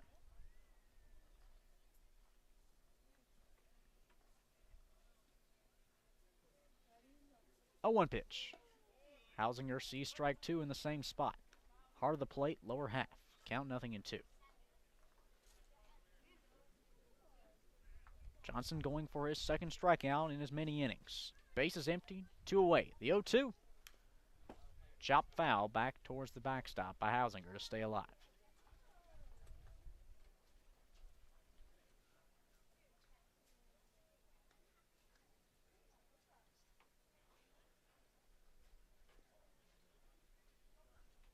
A slow arriving crowd tonight. Bleachers were sparse at first pitch, but the seats have filled in nicely. 0-2 pitch.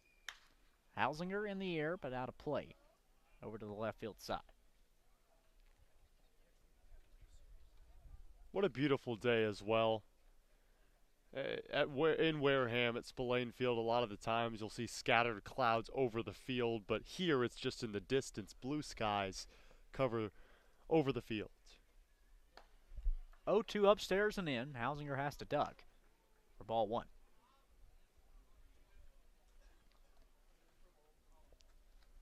Neither team wants to budge an inch tonight, just separated by a single point in the West Division standings. Wareham at 23, Falmouth at 22. The 1-2 pitch. Hausinger sees it away, but just off the plate.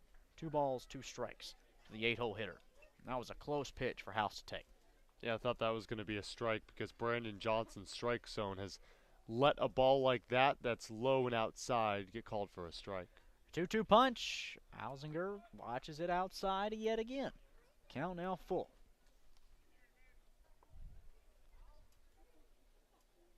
Johnson has walked 1 and struck out another through an inning and 2/3 out of the Falmouth pen. He's put 2 away in the top of the 6th of this tie game. The 3-2 pitch, hit in the air to left, backing up as Boyers, now ranging to his right. He'll bring it in for out number 3. Well, 1-2-3 inning from Wilt Johnston keeps this game tied at 2 with 3 flyouts. We go to the bottom half, and we'll be back for more Wareham baseball on the Gateman Broadcast Network.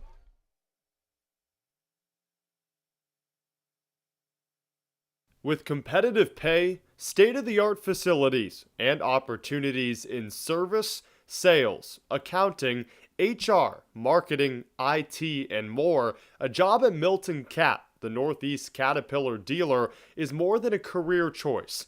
It's a choice career. Visit miltoncat.com/careers to join their growing team. The Wareham Gatemen would like to thank Franklin Sports for their sponsorship of the Cape Cod Baseball League. Franklin is yet again proud to be the official batting glove of the Cape Cod Baseball League. Throughout the summer, all 10 Cape League teams are wearing their own custom team batting gloves, courtesy of Franklin Sports. Cape Cod to the major leagues. Only the best hitters in baseball wear Franklin gloves.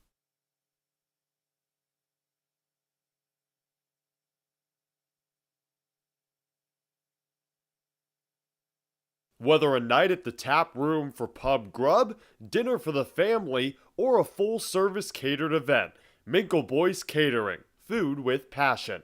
Book your event today.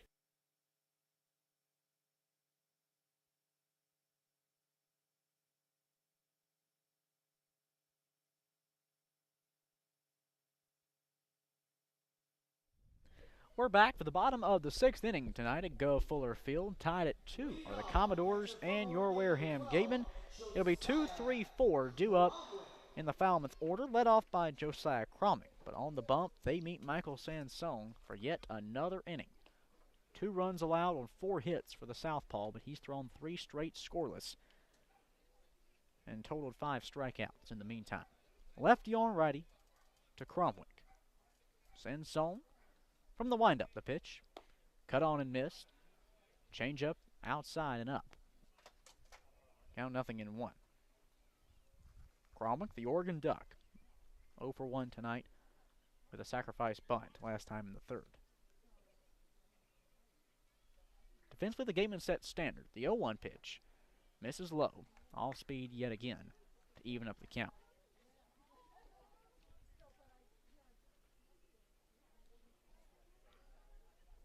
Falmouth scored runs in the second and third tonight. Gateman will respond in the top of the fourth, and that's the last offense we've seen from either team. 1-1 pitch. Chopped back to the mound. Sansone on just a few hops will turn around and under toss to Carter Graham at first. 1 away in the bottom of the 6th inning. Cromwell now retired. That's now the 10th batter in a row sat down by Michael Sansone. An incredible response to some early adversity here tonight. It's been so good in that spot, and that's why you want Michael Sansone on the mound as your glorified number 1 in this makeshift rotation for the Gatemen. 1 out, top 6. Here's Peyton Stovall, the second baseman from Arkansas. Lefty on lefty with the bases empty and 1 away. The pitch. Fastball, 0 in. Ball 1.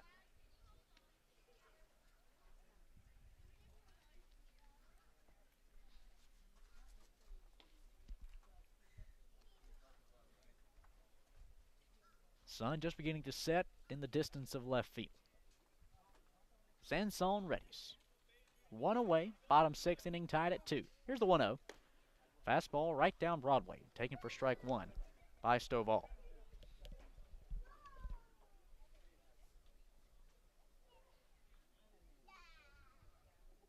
Feels like a playoff type atmosphere tonight. With a must-win game for both teams. Another 1-1 offering. Up and out. Change-up misses. Ball 2. Fans filing in. Beautiful night for baseball. Sun just setting. Just a few clouds poking around the sky. The smell of the snack shack really flowing around the ballpark.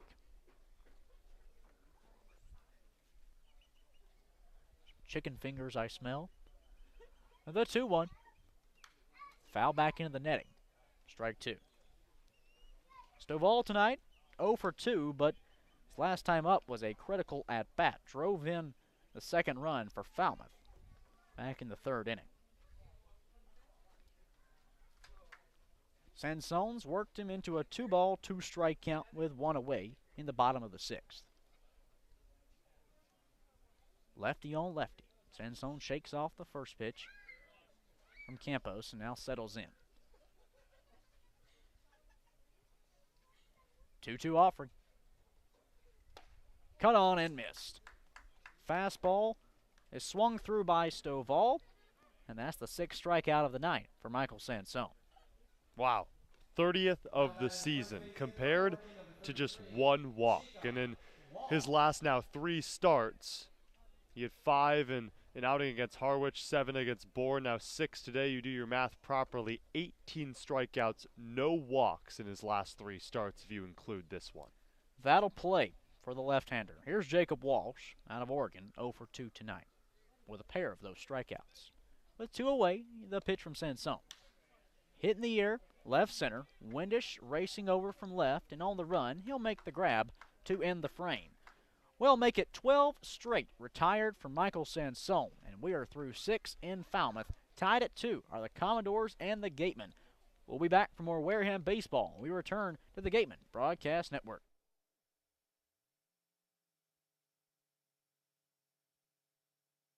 As a proud sponsor of the Cape Cod Baseball League, the Mass State Lottery is celebrating the games we love playing, from the baseball diamond to the many lottery games that help support all 351 cities and towns across the Commonwealth. So here's to 50 years of winning and 50 more.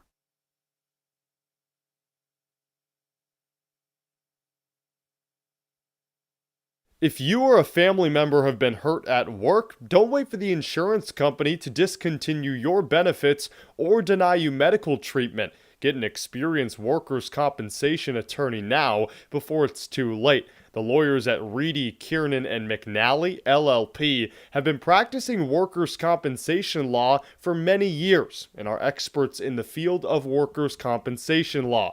Having the advantage of retaining an attorney early on may make all the difference in your case. Know your rights. Be prepared and contact Reedy, Kiernan, and McNally, LLP today. The firm is located at 267 Main Street in Wareham and 2318 Acushnet Avenue in New Bedford. Call 508-295-0286 or visit their website www.rkm-law.com.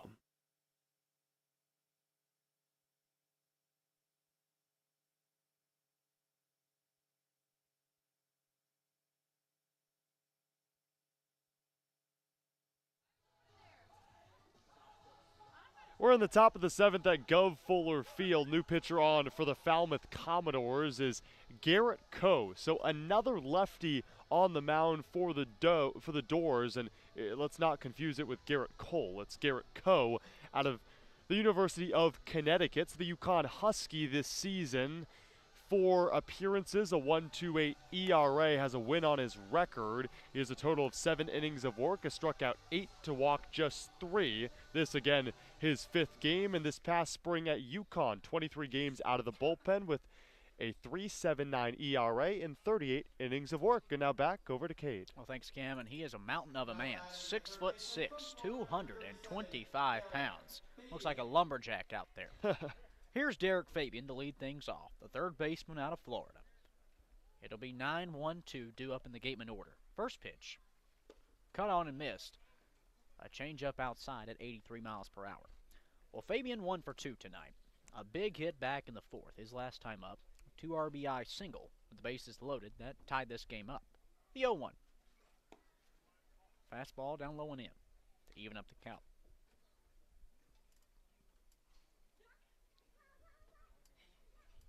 Fabian's had much better success against left-handed pitching this season. The 1-1. Tip back, foul to the catcher's glove for strike 2. Against righties, a batting average under 100. Against lefties, he's 4 for 9 this season.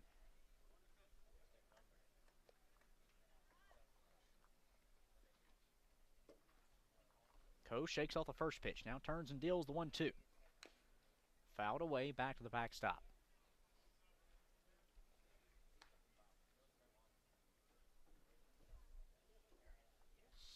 You made a joke there, Cam, earlier about don't confuse him with Garrett Cole. This is Garrett Coe. But anytime you see a pitcher when it's that close, immediately your mind goes to that. The 1-2. Fabian in the air to left, but on a rope, it's right into the glove of Boyers, the left fielder. 1 away in the top of the 7th. I'd argue that, the first thing that comes to mind is not just Garrett Cole, but wondering, okay, where did Garrett Coe go to school? Is there any chance that he knows Garrett Cole? Because it's an oddity that their names are so similar. When I first read it, I read Garrett Cole and then was like, okay, the L is missing in his last name. But hey, as an athlete, you probably want the L missing out of your name. Well, when you had told me there in the break that a new pitcher was coming in, you saw him jog onto the field first. More on that in a moment. The 1-out pitch to Davis. Foul back into the netting for strike 1. I had turned around to eat a French fry. I will admit it. But I had turned around to eat a French fry, and you said Garrett Cole's now pitching. Well, surely not. I know they're in the Boston area with the Yankees over at Fenway, but surely he's not in Falmouth. The 0-1. Davis checks a swing on a pitch up high. Infield umpire will say he did not go, as the off-speed missed at the letters to even up the count at 1 apiece. And now, Cade, the final line on Will Johnston. 2 innings of work, a strikeout and a walk, no earned runs, and no hits. 1-1 offering to Davis. Fastball up high. Ball 2. Give credit, though. I think so far we've now seen all 10 teams on the road. Am I correct in that? Yep. I think we've been to all of, or I should say all the 9 stadiums and ballparks. Best French fries. Go to Falmouth. A 2-1. Called strike 2, fastball up and in on the lefty hitter Davis. What about chicken tenders? Did you take a bite of those? I took 1 bite of a chicken tender. The crown still goes to our home ballpark at Spillane Field. Wow. Host Dad Mike makes some mad chicken fingers. The 2-2 fouled back. As Davis stays alive on 2 strikes. But I will say, the chicken fingers back at Spillane in Wareham, they're good, but they need a little ketchup. Just a little bit. And sometimes there's a lot of food out there that needs just a little ketchup, and it makes it 10 times better. Well, for me, all chicken tenders need ketchup. That's just my personal opinion. Or ranch. The 2-2. Davis in the air to the left. Ranging on it is Boyer. He's racing to the foul line, and it'll drop foul just about a foot off of the white chalk. Davis will return once again to a 2-2 count. So you're a ranch guy. Are you saying comparing it to ranch or blue cheese, or are you just saying ranch in general? No, your dipping sauce of choice for your chicken fingers would be ketchup. Ketchup, yes. Okay. Second would be ranch. I thought you were saying, because a common debate is ranch or blue cheese, and I am far away from blue cheese. Oh, so I can't stand that stuff. No, not at all. Disgusting. More of a honey mustard person myself. I love honey mustard. I'd take that at second or third. Honey mustard, but of course coming from down south, Chick-fil-A sauce has to be up there. Little mix of honey mustard, some barbecue in there. You can't beat it. But of course, you can only get that at Chick-fil-A. Actually, I think they sell those in bottles at Walmart now. They do. Have to go buy me one. One out with the bases empty in the top of the 7th inning. Tied at 2 are the Commodores and the Gatemen, with Davis working a 2-ball, 2-strike count.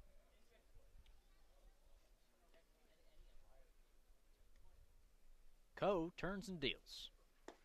Fastball taken, called strike 3. Outer half. Chase Davis moves to 0 for 4 tonight. Very uncharacteristic offensive performance from the Arizona Wildcat. That replicates his performance in his Cape debut just 4 days ago, and this is a player that went on to then have 2 hits, 4 hits, and 1 hit in his next 3 games, so he's riding a 3-game hit streak, but today just hasn't been his day against a whole lot of lefties. First pitch to Hogan Windish. It's a fastball that misses low. Count 1-0. Windish tonight, 0 for 2. Reached on an error in the first inning, same in the third before he was walked last time up in the 5th. The 1-0 picks up some dirt, and it's ball 2 as well. I've seen a few concession stands, and I guess this is the non-Massachusetts resident coming out at me, but I never expected clam chowder to be at a concession stand. The 2-0. Windish checks his swing on a fastball up. He held back, and it's ball 3. So I'm curious, what is the go-to food in South Carolina? Because I feel like in Massachusetts, clam chowder is up there, so that's why you'd throw it into concession stands. We keep it simple.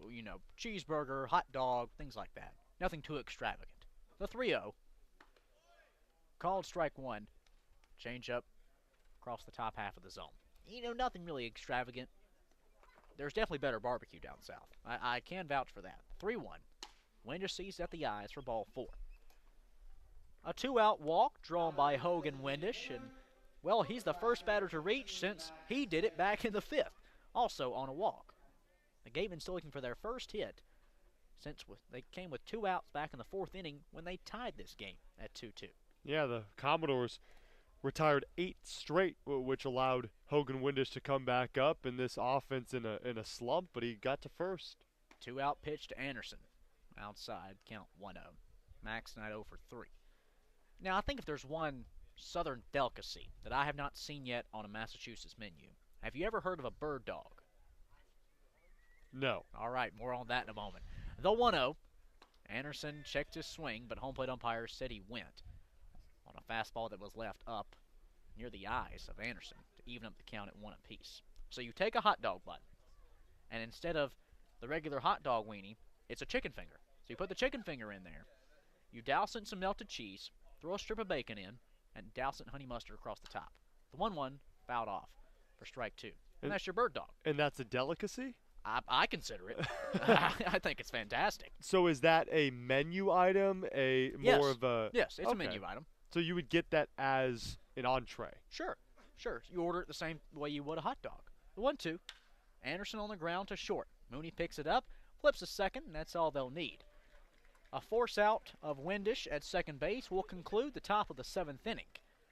A 2-out walk from the UNC Greensboro product isn't enough, and we remain tied at 2. It's time to stretch at Go Fuller Field. We'll be back for more Wareham baseball. Tied at 2 with Falmouth on the Gateman Broadcast Network.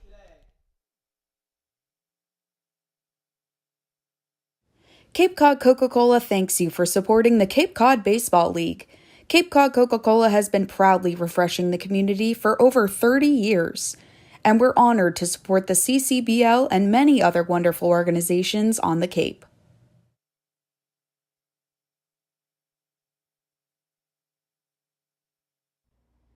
Red Shirt Fridays is a national program created to acknowledge, honor, and support our troops who put themselves in harm's way to defend our freedom. In support of this program, the Cape League teams will be wearing a specially designed red jersey every Friday. This week's special celebration of Red Shirt Friday is sponsored by Ezeir Hats, Massachusetts State Lottery, and OT Sports. Support our troops and join us by wearing red each Friday. Milton Cat is proud to support the Cape Cod Baseball League, from paving and landscaping to recreational boating and facility management. Milton Cat has the right equipment, parts, service, and technology to keep you working. Visit miltoncat.com to learn more. Wherever you call home, from Boston to the South Shore to the South Coast to the Cape and Islands, Rogers Gray has you covered for all coastal homeowners insurance needs. Rogers Gray is a proud sponsor of the Cape Cod Baseball League. Learn more at rogersgray.com.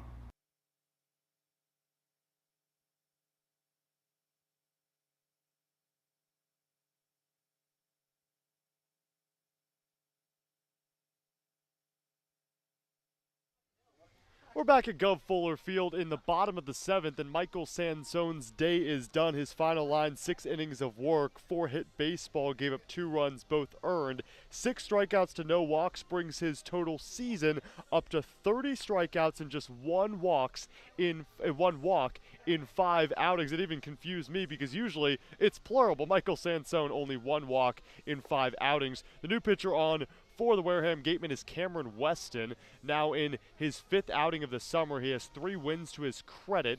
In 14 innings of work, has struck out 16, only walked 3, a .64 ERA. Cameron Weston, the righty out of Michigan. Back to you, Cade. Thank you, Cam. And, well, for Weston, over the course of this season, we've just been living in Weston's world. He leads the Cape League with those 3 wins. And, of course, his other 2 appearances, he's earned save opportunities. Righty on righty, it's Andrew Pinckney at the plate. First pitch.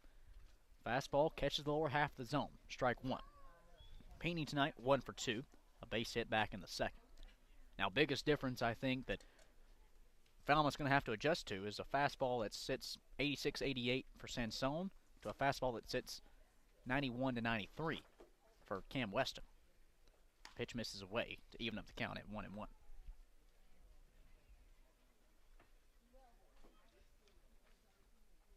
Incredible start once again for Michael Sansone. The 1-1. Put on the ground over to first. Carter Graham fields it on a hop. He'll run to step on the bag in time. 1 away in the bottom of the 7th. And now Wareham pitchers have retired 13 straight, and that dates it back to the 3rd, in which Michael Sansone gave up a few singles to open up the 3rd and then retired the last 12 that he faced, including a 1-2-3 4th, 5th, and 6th. Here's Drew Butcher, the right fielder from South Florida. 1 for 2 tonight. The same with Pinckney, a single back in the 3rd. It's righty on lefty. First pitch for Weston. Cut on and missed. Fastball left up in the zone. Count 0-1.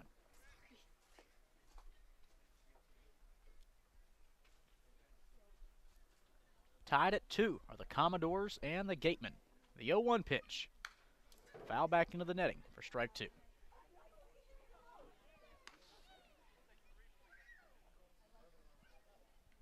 Butcher, a native of Lakeland, Florida, at 6'5".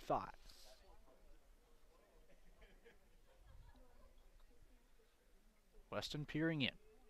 1 away and the base is empty. Bottom 7th of a tie game. The 0-2 pitch.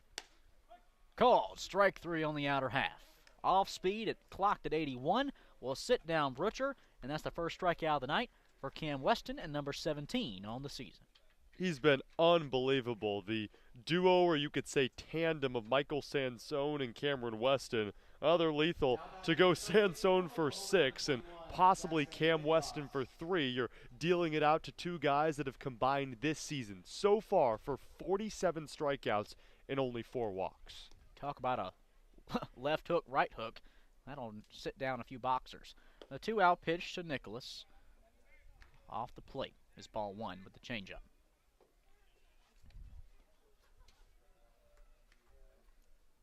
1-0 offering. Popped in the air, but it'll find the seats on the left field side to even up the count at 1 apiece.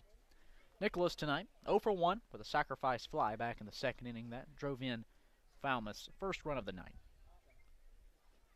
We've been stuck at this 2-2 tie since the bottom of the 4th. The 1-1 misses up and in. Ball 2 is the fastball on Nicholas.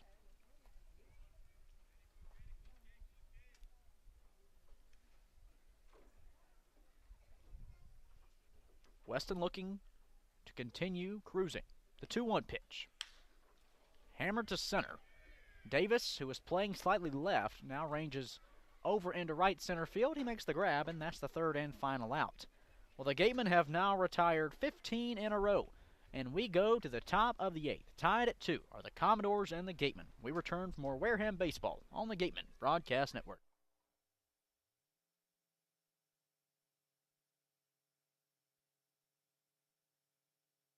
T-Mobile is proud to sponsor the Cape Cod Baseball League.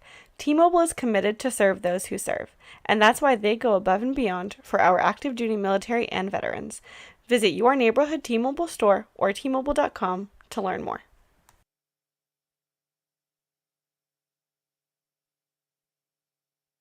Looking for your dream home on the Cape? Gibson Sotheby's International Realty's dedicated team of real estate professionals are ready to make your dream a reality.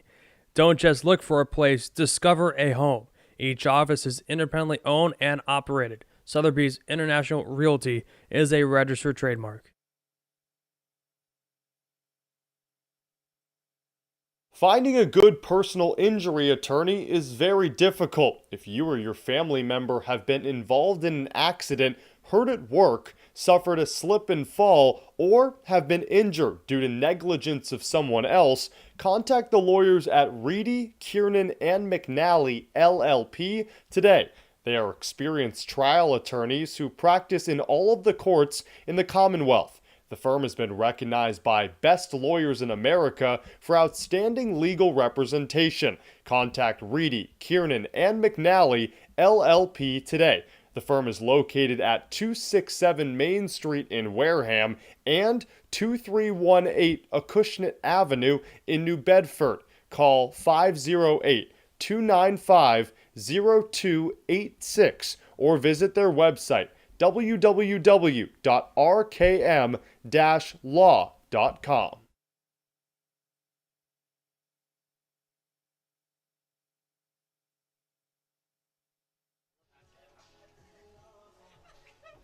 Oh, we're back at Gov Fuller Field. We're in the top of the 8th. New pitcher on for the Falmouth Commodores, relieving Garrett Coe, who was the second arm out of the pen. He just went 1 inning of work. Now, Jeff Trundy, the manager for the Falmouth Commodores, will turn it over to Levi Wells. And now his, get this, his 7th outing on the Cape. He's went 11 2/3 so far, 16 strikeouts, 6 walks.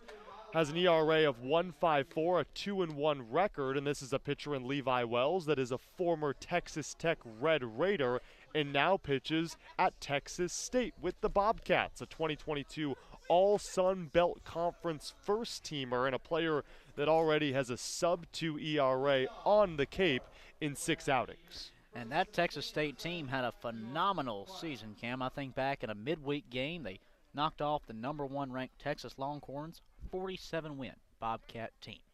Well, here he is on the bump. It'll be Kellum Clark, Ryan Campos, and Carter Graham due up. First pitch, off the plate and away, is ball 1. Wells on the bump for Falmouth, first righty that the Gatemen have faced tonight. 4th pitcher overall. Clark swings through a fastball inside to even the count at 1 apiece.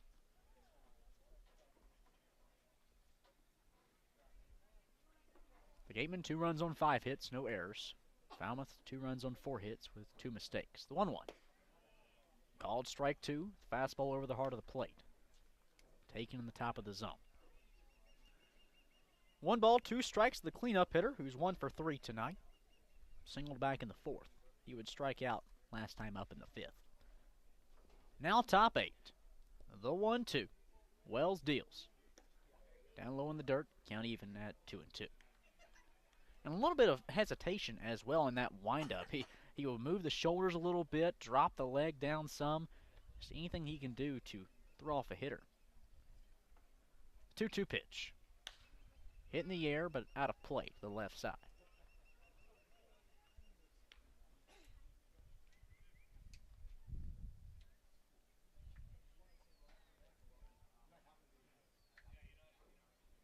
Clark battling.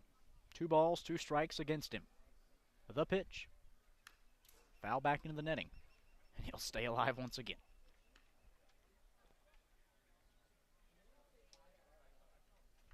We've been stuck in this 2-2 tie since the Gatemen brought 2 runs across in the top of the 4th. Wells offers up the 2-2. The 3rd straight pitch is fouled off back towards the Gatemen dugout on the 3rd base side. Neither Wells nor Clark wants to budge an inch, as this game is getting critical down the stretch. Both teams hungry for points in the standings tonight, separated by just 1 in 4th and 5th place in the West. The 2-2. Clark got a play. We'll see it again.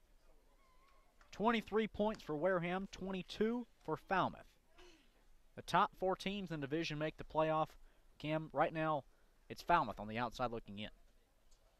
Huge game today for a Falmouth team that's won 5 games over the last 7. The 2-2 once again. Fastball misses low. It was over the heart of the plate, just couldn't catch the zone. Count now full. A great job from Kellum Clark to just go into battle. 10th pitch of the at-bat upcoming. Payoff. Down and in is ball 4. A quality AB for Kellum Clark, and he'll put the leadoff batter on for the Gatemen here in the top of the 8th. Now, Cade, we were talking a bit about implications during that AB. If Wareham and Falmouth tie, Wareham will stay in that 4th spot, Falmouth in the 5 spot going into the off day tomorrow. If Falmouth ends up beating Wareham, then Falmouth will leapfrog the Gatemen into that 4th spot, and Wareham will be in last. But if Wareham wins, well, then they gain traction on the 3rd place Bourne Braves, and Falmouth still sits in 5th. A runner on first pitch to Campos. He showed bunt and pulled back as the pitch missed outside. Count 1-0. 2 points for wins, 1 point for ties. Of course, you get nothing if you lose.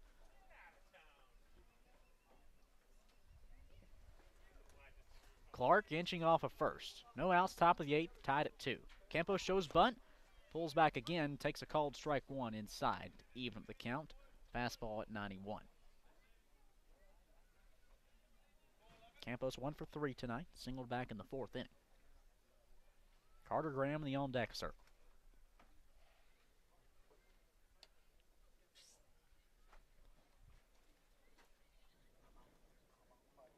The 1-1. Campos lays down the bunt. It goes right back to the mound. Wells picks it up. He'll turn around, throw to second, just in time to get Clark. The bunt came off a little too hot off the bat of Campos. Rolled quite quickly back to the mound.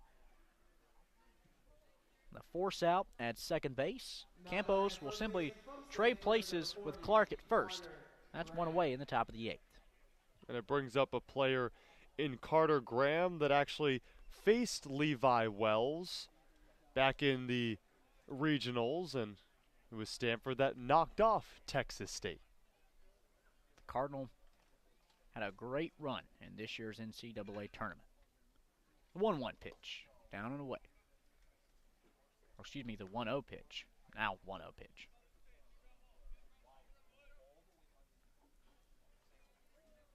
Campos on at first. He's the go-ahead run for the Gatemen. Tied at 2 in the top of the 8th. Here's the 1-0. Cut on and missed. Fastball swung through from Graham on the outer half.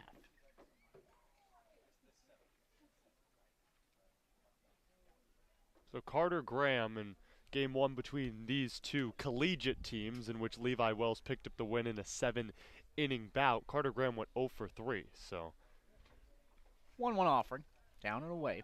It's ball 2.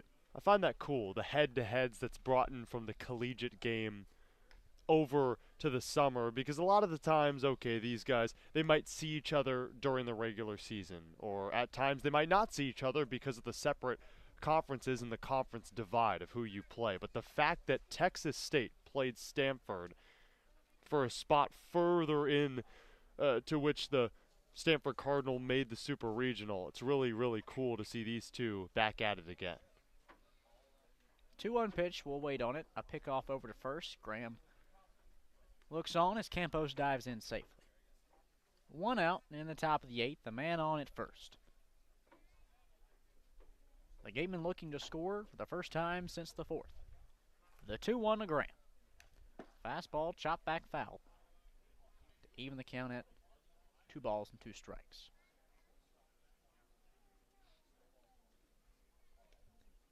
Of course, a win always feels good, but if you're the Gatemen at this point, you're okay with a tie, especially with who's in the opposite dugout in Falmouth.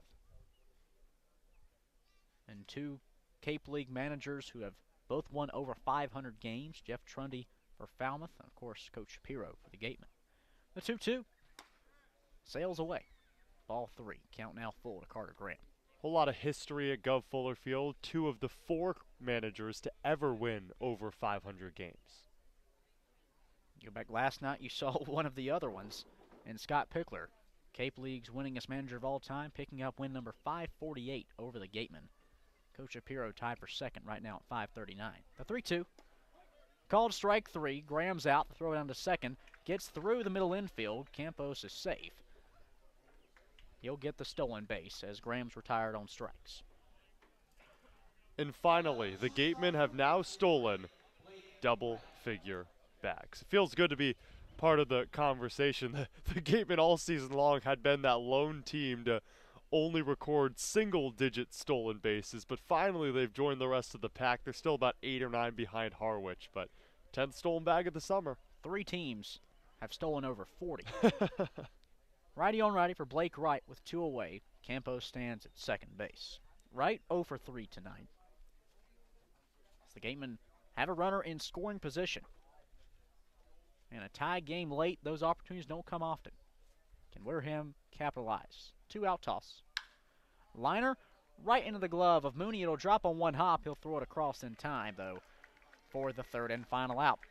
Well, the Gatemen strand a base runner in scoring position on a line out from Blake Wright, and that will end the top of the 8th. Tied at 2 is Wareham and Falmouth. We'll be back for more Gatemen baseball on the Gatemen Broadcast Network.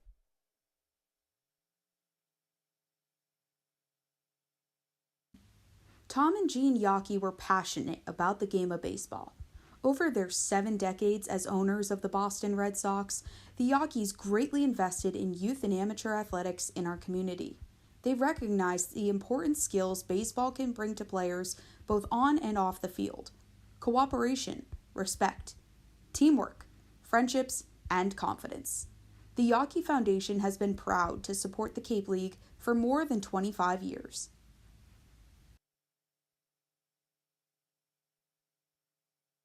Joanne Stevenson with Berkshire Hathaway and Robert Paul Properties brings over 21 years of real estate experience to the South Shore and Cape Cod area. The Robert Paul Properties team not only specializes in coastal luxury properties, but proudly serves our veterans in their home search or sell process. Joanne Stevenson is your local, homegrown agent who knows the area and knows the market. Call Joanne Stevenson with Robert Paul Properties for all your real estate needs. Located at 155 Front Street in Marion.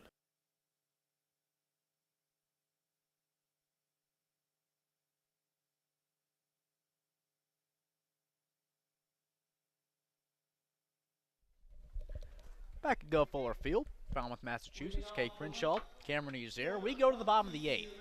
Tied up at 2 are the Gatemen and the Commodores. Cam Weston back on the bump. He worked a 1-2-3 inning back in the 7th. Now up is Luke Boyers, the left fielder from TCU. First pitch, the lefty hitter grounds it back to the middle for a leadoff base hit. The first batter to reach base for the Commodores in quite some time. The Gatemen had retired 15 in a row. The first hit for the Commodores since the third inning. My, oh my. You don't want this Falmouth team to get hot late because that's what happened last time we were here. If you think back, the Gatemen had a strong 4-2 lead. And then suddenly, a big 8th inning where Falmouth scored 4 runs, ended up in a 6-4 Commodore victory. First pitch to Travis Chestnut's off the plate, but a called strike 1. Instead, runner at first, no outs. Bottom 8, we're tied at 2. Commodores have the go-ahead runner on the base paths. Weston, in his 6th appearance of the summer, picked up strikeout number 17 back in the 7th. Righty on righty, 0-1. Shows bunt, lays it down. Fabian grabs from third, his throw to first, in time. 1 away. Jogging into second goes Boyers. And the go-ahead run for the Commodores is in scoring position. Well, at this time, you can just assume that Travis Chestnut is showing bunt or bunting because in all 3 at-bats, Travis Chestnut has showed bunt right away. The first one was successful in the 3rd. He struck out in the 5th after he was unsuccessful on the bunt attempt, and there, well, successful in what he wanted to do in moving over the runner, but unsuccessful in trying to get on the bag. And as Eddie Marco heads out, the pitching coach for the Gatemen, to talk with Cam Weston, this is a player in Weston out of Michigan that went 15 innings of work and only allowed 9 hits. That one hit by Luke Boyers was just the 10th hit he's allowed this season. We're not even talking about runs, earned runs at that, only giving up 1 this season. But West, I don't even know what this conversation's about because I don't think Cam Weston needs that much of a talking to. Maybe it's just strategy because you're facing the best hitter in this lineup, but Weston has been phenomenal. Weston has just been that. Incredibly phenomenal on the mound. As Alex Mooney will soon step up, the shortstop out of Duke. 1 for 3 tonight, but Kim, I think back to the last time we were here. I just alluded to it moments ago where Falmouth used a big 8th inning to come away with a 6-4 come-from-behind win. Well, the initial spark of that inning, Alex Mooney, a 2-run homer. He's got a runner at second with 1 away. Righty on righty. Weston first pitch. Outside and away. Count 1-0 to a dangerous leadoff hitter. Do you know what that was playing over the PA moments ago in that mound visit? I had no idea what that song was. Castaways. Never heard of it in my life. No? The No. the Backyardigans, never heard of it? No. No. Is that a band?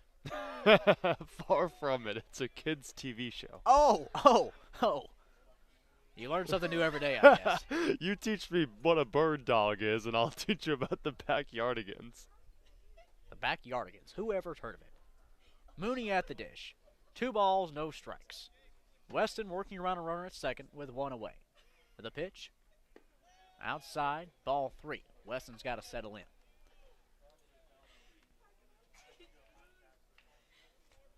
I grew up on ESPN. I didn't. Really? I wasn't a big children's TV show. No, I mean, I had 2 younger sisters, so they watched some of the stuff.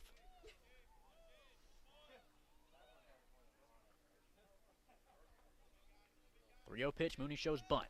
He'll pull back and take a called strike 1 instead on the outer half. 3 balls, 1 strike now to the leadoff hitter out of Duke. Well, the listeners should be excited that you're on the call then, because if you grew up with ESPN, everyone can already hear that you're a big sports head. You know the game of baseball really well, but that's a good sign. You're not, spitting any knowledge on Little Einsteins and the Backyardigans or SpongeBob. The 3-1.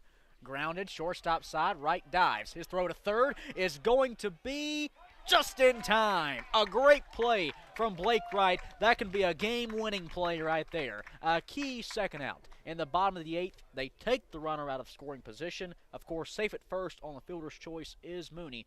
2 down. In the bottom of the 8th, we're still tied at 2. Blake Wright is so smart. He dove over to his right side to stop it from eking through the 5.5 hole between the shortstop and the third baseman. And as he did so, he looked up and saw Luke Boyers, the leadoff runner, head over to third and had the wherewithal to throw it in that direction. Great play. Here's Josiah Cromwick out of Oregon, 0 for 2 tonight. First pitch, Weston's fastball misses away. Count 1-0. Mooney on at first still represents the go-ahead run in this 2-2 tie. Bottom 8th inning. Time winding down in Falmouth. With the lights shining down, the 1-0. Grounded on a few hops over to Fabian. He leaps in the air to make the grab. His throw across in the glove of Carter Graham, and that will be the inning.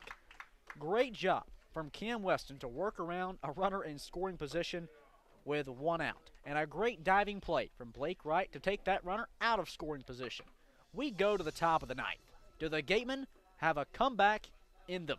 We'll find out. To the top of the 9th we go, tied at 2 in Falmouth. More Wareham baseball coming up on the Gatemen Broadcast Network.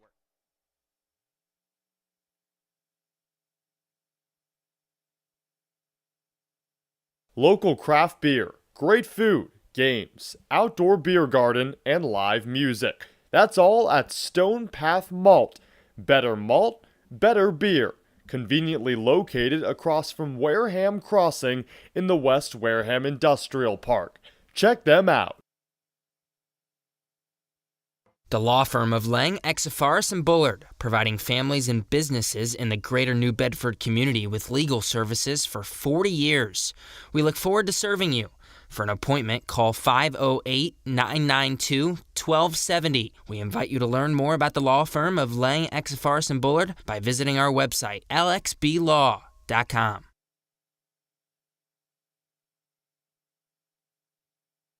Curry College is where you go to become anything you want. Curry prepares students to engage in successful careers with learning beyond the classroom. Explore undergraduate programs, NCAA Division III athletics, and continuing education and graduate studies, including fifth-year master's programs at curry.edu.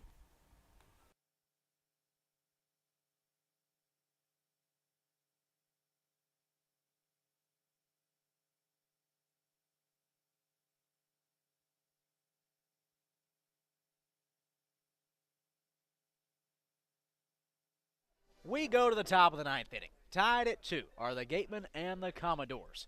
It'll be Jack Hausinger, Derek Fabian, and Chase Davis. Do the Gatemen have just enough to battle back in this game? We'll soon find out, but look at this, Cam. Coach Shapiro is switching things up, and he'll go with a pinch hitter for Jack Hausinger. Instead, it's Owen Diodati, the outfielder, soon to be an Oregon Duck. 0 for 4 in last night's game is Diodati. Standing at 6'3", 215 pounds, but so far this season, a .353 hitter is the Ontario, Canada native. Grew up just outside of Niagara Falls. He'll work against Luke Wells, the right-hander, first pitch. The lefty hitter takes a called strike 1 right over the heart of the plate. Count 0-1. Falmouth scored runs in the 2nd and 3rd. The Gatemen responded with 2 in the top of the 4th. The 0-1 pitch. Diodati back of the middle, base hit. Into center field it'll roll. And a great pinch hit opportunity for Diodati. He capitalizes, and the leadoff man is on the base pass, and it's the go-ahead run coming up for Derek Fabian. 6th hit for the Wareham Gatemen. First, of course, for Diodati, who pinch hit for Jack Hausinger, who was 0 for 3. So you're right, really smart for Harvey Shapiro to make that change. Now his 5th hit against right-handed pitchers. And Owen Diodati is at first, a guy that was an everyday guy in the past 3-4 games. Gets it done. And the play back in the 4th that scored the 2 runs came off this guy's bat. Derek Fabian, who shows bunt but pulls back. Instead will take a called strike 1 instead on the outer half. Fabian, a 2 RBI base hit back in the 4th. And that's really the last spark of offense we've seen from either team, where this game's turned into a pitcher's duel. Diodati on at first, no outs. The 0-1 pitch. Fabian tries to bunt it, but instead he'll send it back into the netting behind home plate. 0-2 is count. Time to swing if you're Derek Fabian. He's 1 for 3 tonight, out of the 9 hole. Chase Davis in the on-deck circle for the Gatemen.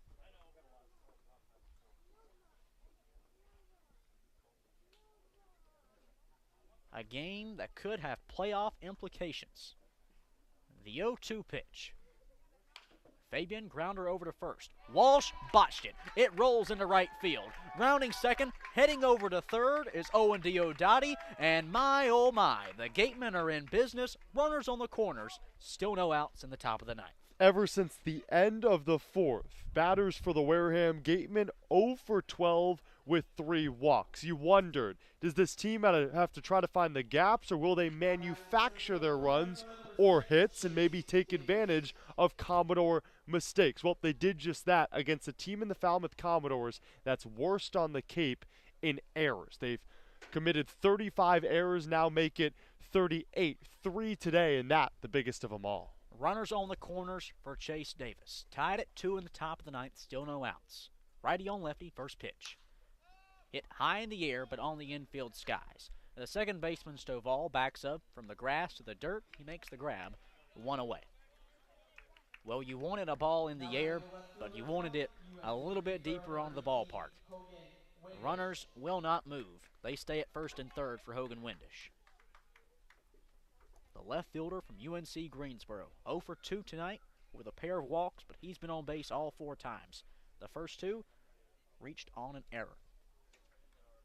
Diodati at third. Fabian on at first for Windish. Righty on right. 1 away in a tie game. The pitch. Fastball low and outside. Count 1-0. Clocked at 93 from Wells from Texas State. Well, Hogan Windish was struggling, and this was just a couple games ago. He won a 2-game stretch going 0 for 7. Had 2 sacrifice flies, so his productivity's still there. 1-0 pitch to Windish. Fastball finds its way on the outside corner. Low in the zone. Count even at 1 apiece. These two teams, Wareham 4th in the West standings, Falmouth 5th, separated by just a single point here in the CCBL. The 1-1 offering. Windish, base hit into right center field. It's going to roll all the way to the fence. Diodati easily scores from third. Fabian is going to get the windmill from Coach Shapiro. He's coming home to score as well. And my, oh my, a 2 RBI double for Hogan Windish makes it a 4-2 Gateman lead in the top of the ninth. Who else would you want up other than Hogan Windish? Many might argue Max Anderson, and it helps that he's coming up to the plate right now with a runner in scoring position. But Hogan Windish, who entered this game second on the team in hits, has a batting average that hovers a little below 300, and the UNC Greensboro product comes up clutch once again. A 2-run lead is great. 3 sounds a whole lot better. Windish standing at second with just 1 out for Max Anderson. First pitch. Fastball misses low. Count 1-0. Anderson tonight 0 for 4. But a great time right here to get your first hit of the evening. Gateman leading by a pair. 1-0. Fouled off back in the netting. Count even at 1 ball and 1 strike.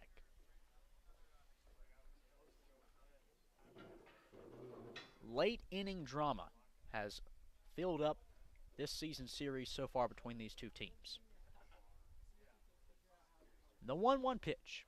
Anderson cut on and missed. Strike 2, change up, left outside. Couldn't connect.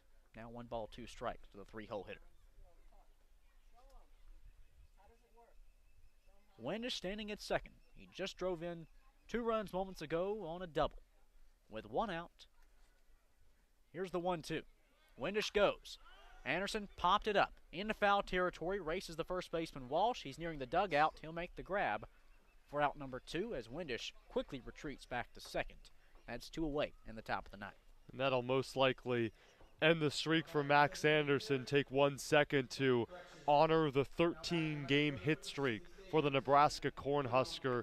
So good over these last 2 weeks and have kept the Wareham Gatemen in the playoff picture. Here's Kellum Clark, the right fielder who's 1 for 3 tonight with a walk. He's got Windish standing at second base with 2 outs in the top of the ninth inning. Gateman leading 4-2. The pitch from Wells. Put on the ground towards second base. Stovall's there. He turns and fires in time to end the inning. Well, Hogan Windish, tonight's hero, a big 1 out, 2 RBI double to right center field has given the Gatemen a 4-2 lead. Now just 3 outs away from a Wareham win. We go to the bottom of the ninth. Stay tuned. More Wareham baseball coming up on the Gatemen Broadcast Network.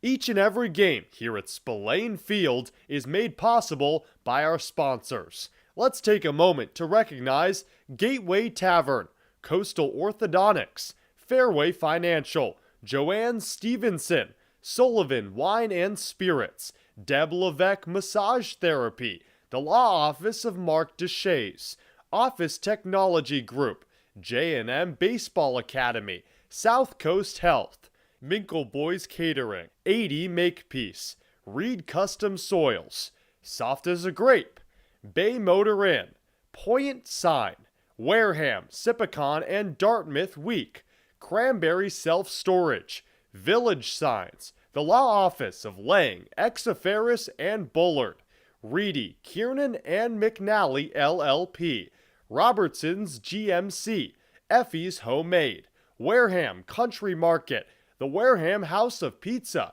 Robbery's Tree Service, Patty Wild, Onset Bay Association, Select PT, El Mariachi, Water Whiz, and Cool Cone. Thank you once again to our sponsors of your Wareham Gatemen.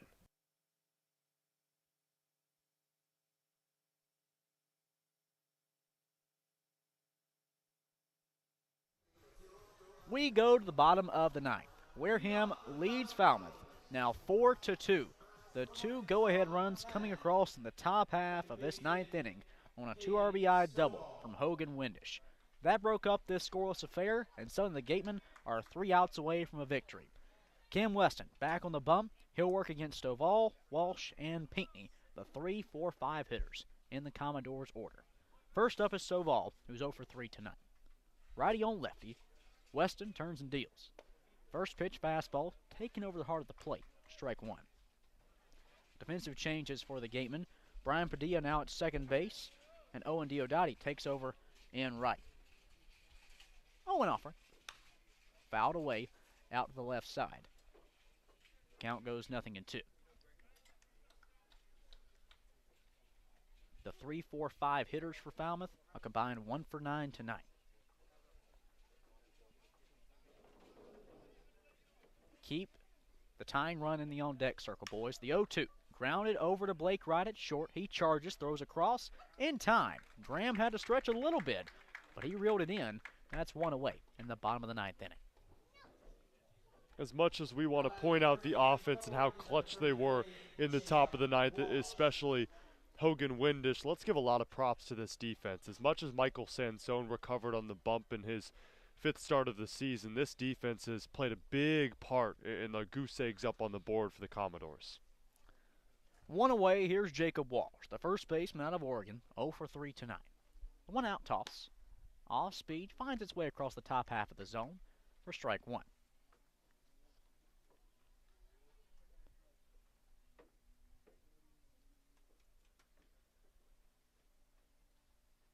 A 1 pitch. Weston sends across strike 2 on the inside.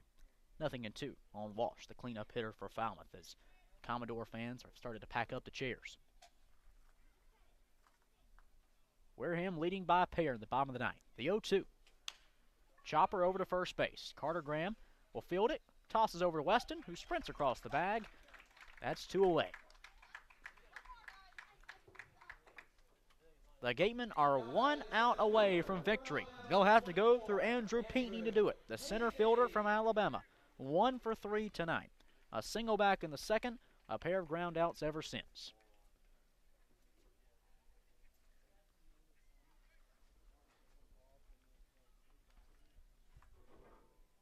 It'll be righty on righty. Defensively, the Gatemen are set standard with the bases empty and 2 outs. Bottom of the ninth, Wareham leading 4-2. First pitch to Pinckney. Fastball misses low. Count 1-0.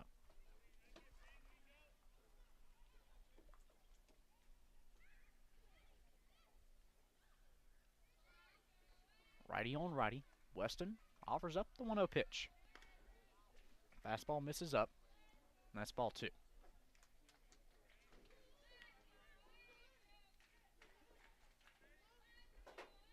few Commodore fans that are still here and haven't started heading to the parking lot cheering on Pinckney. He is their final hope. And a great come-from-behind game for Wareham. The 2-0. Chop foul off the plate for strike one. Falmouth took a 1-0 lead in the second. They extended it to a 2-0 lead in the third. Wareham would tie it up in the top of the fourth. And then it would be a pitcher's duel ever since until finally the Gatemen broke through in the top of the ninth inning on a double from Windish to make it a 4-2 game. The 2-1 to Pinckney. Upstairs, ball 3. Drew Butcher in the on-deck circle. He's 1 for 3 tonight. The tying run is still in the on-deck circle. They're not at the plate yet. The 3-1 to Pinckney. Weston misses outside for ball 4. That'll put a runner on at first base with 2 outs, and like I said, Drew Butcher, the Lakeland, Florida native out of USF, steps up. 2 home runs this season for Butcher. This is his 21st game of the summer. He has driven in 7, but none could be bigger if he can lift a ball out of here right now. Wareham leads 4-2, bottom of the ninth inning. Pinckney on at first, the tying run at the plate. With 2 outs, Weston will step off.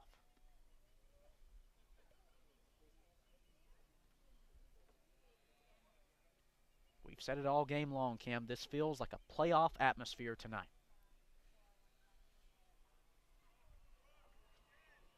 Righty on lefty, the 2-out pitch. Off speed, finds its way across the top half of the zone. Taken for strike 1 by Butcher.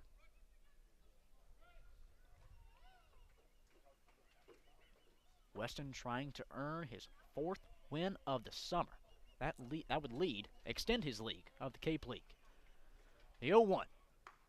Butcher lays off the off speed, and it finds its way on the outer half for strike 2. The Gatemen now 1 strike away. Pinckney on at first. Butcher at the plate. 2 down in the bottom of the ninth. Wareham leads it by 2. No balls, 2 strikes. The pitch. Cut on and missed, and that's the game. Cam Weston picks up his 2nd strikeout tonight to conclude the contest, and that is final. Wareham wins it 4-2 over the Falmouth Commodores. An incredible job by the Gatemen, who scored 4 unanswered runs tonight to get it done. We'll take a short break, and when we come back, we'll return with the South Coast Health post-game show, including our Claire Foley, to speak with the South Coast Health player of the game. You'll find out who that is and more when we come back to wrap it up here in Falmouth after a Gateman 4-2 win. We'll be back on the Gateman Radio Network.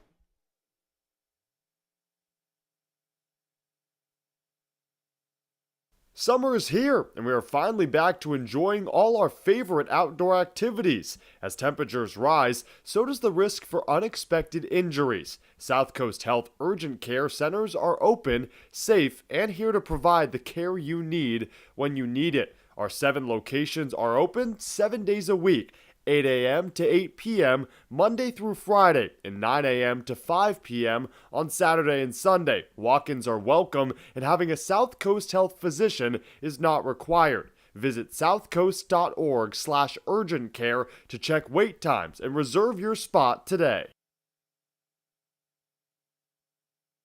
Reed Custom Soils is New England's leading provider of lightweight planting soil for green roof installations and is the exclusive New England supplier of stabilized stone dust. Reed Custom Soils services over 300 golf courses and provides unique blends to fit your needs, all by experienced precision blenders. To learn more about how Reed Custom Soils can serve you, call toll-free 1-800-924-5335 or head to reedcustomsoils.com.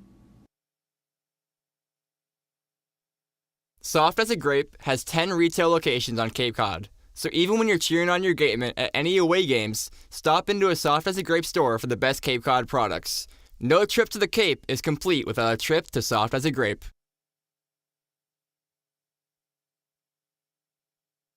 The Gateway Tavern, located on Marion Road in Wareham, offers an extensive but not exhaustive array of menu choices. They search for the finest in foods, ranging from garden fresh produce to hand-selected seafood, and have special menus that change daily. The Gateway Tavern is proud to be the official helmet of the Wareham Gatemen. For sales and rentals of Caterpillar machinery, generators, and marine engines, visit MiltonCat.com, your area cat dealer. Milton Cat, the Cape and Islands Caterpillar dealer, is proud to be a sponsor of today's game. Mark Deshays has been practicing law in southeastern Massachusetts for over 30 years. His primary focus is on all aspects of real estate law, including residential and commercial real estate transactions, commercial leasing, land development, land use and zoning law, and land conservation matters. If you need representation, call now at 508-993-2300.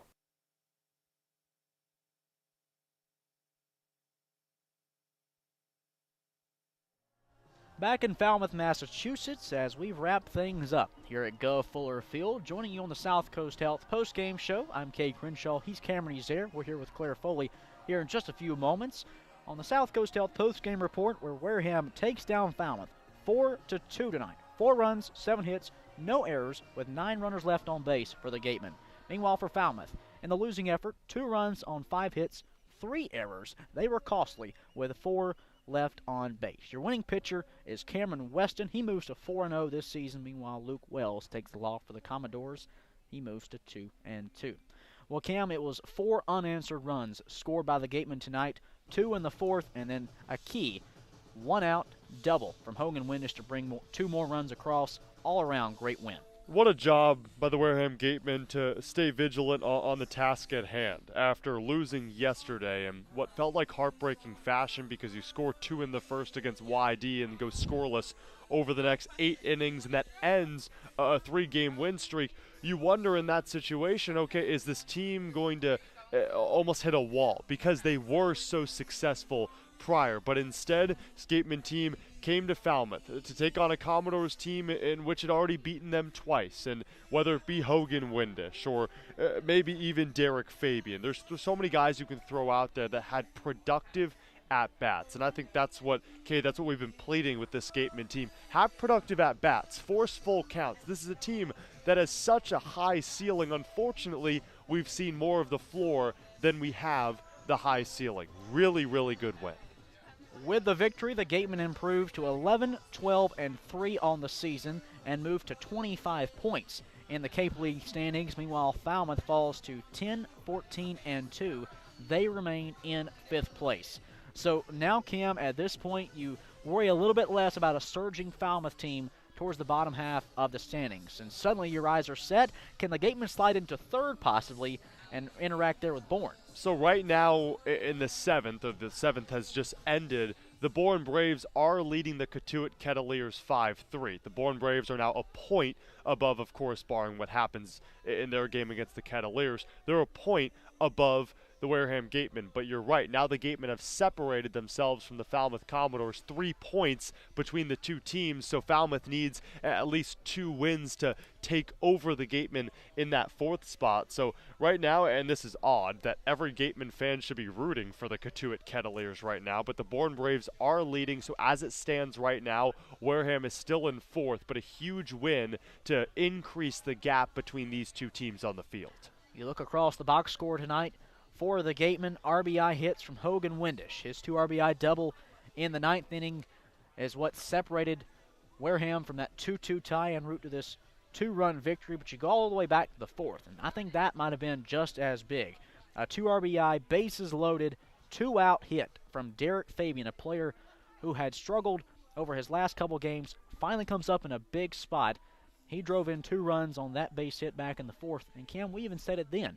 Derek Fabian had his breakout moment early on this season with the Gatemen at this same ballpark where he tied things up then against Falmouth a couple weeks ago. and tonight he comes up in a big spot again against the same team on the same field. So Michael Sansone talked to us earlier in the week and said, hey, when I have a cushion of a lead, I feel more confident on the bump. I think that's with a lot of pitchers, but when Sansone goes down 2-0 and his offense is able to manufacture a few runs, and a guy in Derek Fabian, you're right, only one hit in his last 7 games, now it's 2-2, and the confidence is right back on the shoulders of Michael Sansone. Now he has a chip on one of his shoulders, and he knows, okay, it's a 2-2 ball game, so all I have to worry about is getting out of this inning rather than worrying about, okay, I'm facing a deficit and I have to do my best to keep everyone on the base path. So Michael Sansone could ease up a bit, and that's why he was so phenomenal in his last 4 innings of work, and credit this offense for allowing Michael Sansone to play his game. You talk about Michael Sansone, another incredible start, his 5th of the summer for the Gatemen. The left-hander out of Fairfield went 6 innings with 4 hits, 2 runs allowed, of course they were both earned, no walks, and 6 strikeouts. That brings his season total to 30 strikeouts to just 1 walk. That's hard to do right there. That is pretty much the stat line that would occur if I went up to the plate and Michael Sansone was pitching to me and you said, okay, 31 ABs, what is the stat line? I would probably strike out 30 or 31 times. But Michael Sansone is doing it against really good collegiate hitters. So big props to Sansone out of Fairfield in his 5th start. We know how longevity plays into a lot of his starts, but to go 6 and keep this Falmouth Commodores team scoreless over the last 3 frames was huge. As great as Michael Sansone was, he's not our South Coast Health player of the game. Our Claire Foley is with Hogan Windish now. Claire? Thanks, guys. Hogan, you reached base all 5 times tonight. Obviously came through big in that 9th inning. What was going through your head in that at-bat? I was just trying not to overdo it right there. We had a guy on 3rd and less than 2, so, I was just trying to, get a ball deep in the outfield, get that guy a chance to score. They made better contact than I was originally planning on, but, got in the gap and I was able to score both of them. These guys were talking about all game how it felt like it was a playoff atmosphere. Were you guys feeling that in the dugout? Kind of, I guess. They threw some real solid guys, and we threw some of our best at them. So, it was just a competitive ball game throughout. Sansone and Weston have been so solid for you guys this whole season. What can you say about them? When they're on the mound, I have no worries whatsoever. I have 100% confidence when either of them get the ball, and I just trust in them. Awesome. Thank you so much, Hogan. Well, that was Claire Foley with our South Coast Health player of the game, Hogan Windish. He finished tonight going 1 for 3 with a double, 2 RBIs, and a pair of walks. And like we said, he reached base all 5 times. The other 2 he would reach on an error committed by Falmouth. 2 of 3 committed the Commodores tonight. The only question you have for Hogan Windish is when will his time come? Because it's come all season, but he has struggled over the past couple of games, and he didn't miss a beat for the first 2 ABs to reach on errors. You talk about his hustle. He still gets to the bags. To be patient in the 5th and the 7th, and to be clutch in the 9th. You talk about the 3 pillars of Hogan Windish's game. It's patience, it's staying in your groove, and it's being clutch at the end of things. Well, that'll wrap things up for us at Gov Fuller Field on a Sunday evening where the Gatemen take down the Commodores 4-2. And Wareham picks up their 11th win of the summer and dishes Falmouth their 14th loss. That'll wrap it up for us here tonight. Thank you all for tuning in to another edition of Gateman Baseball. Your final line, one final time. Wareham with the victory. 4 runs on 7 hits, no errors, 9 runners left on base. Falmouth in the losing effort, 2 runs, 5 hits, 3 errors with 4 left on base. And tonight's South Coast Health player of the game was Hogan Windish with his go-ahead. Ended up being game-winning. 2 RBI double in the top of the 9th. Well, for Claire Foley, Cameron Ezeir, I'm Cade Crenshaw saying so long from Falmouth, Massachusetts. We'll see you coming up on Tuesday where the Gatemen will be back in action. But until then, so long from Falmouth. Thank you all for tuning in, and as always, remember to smile.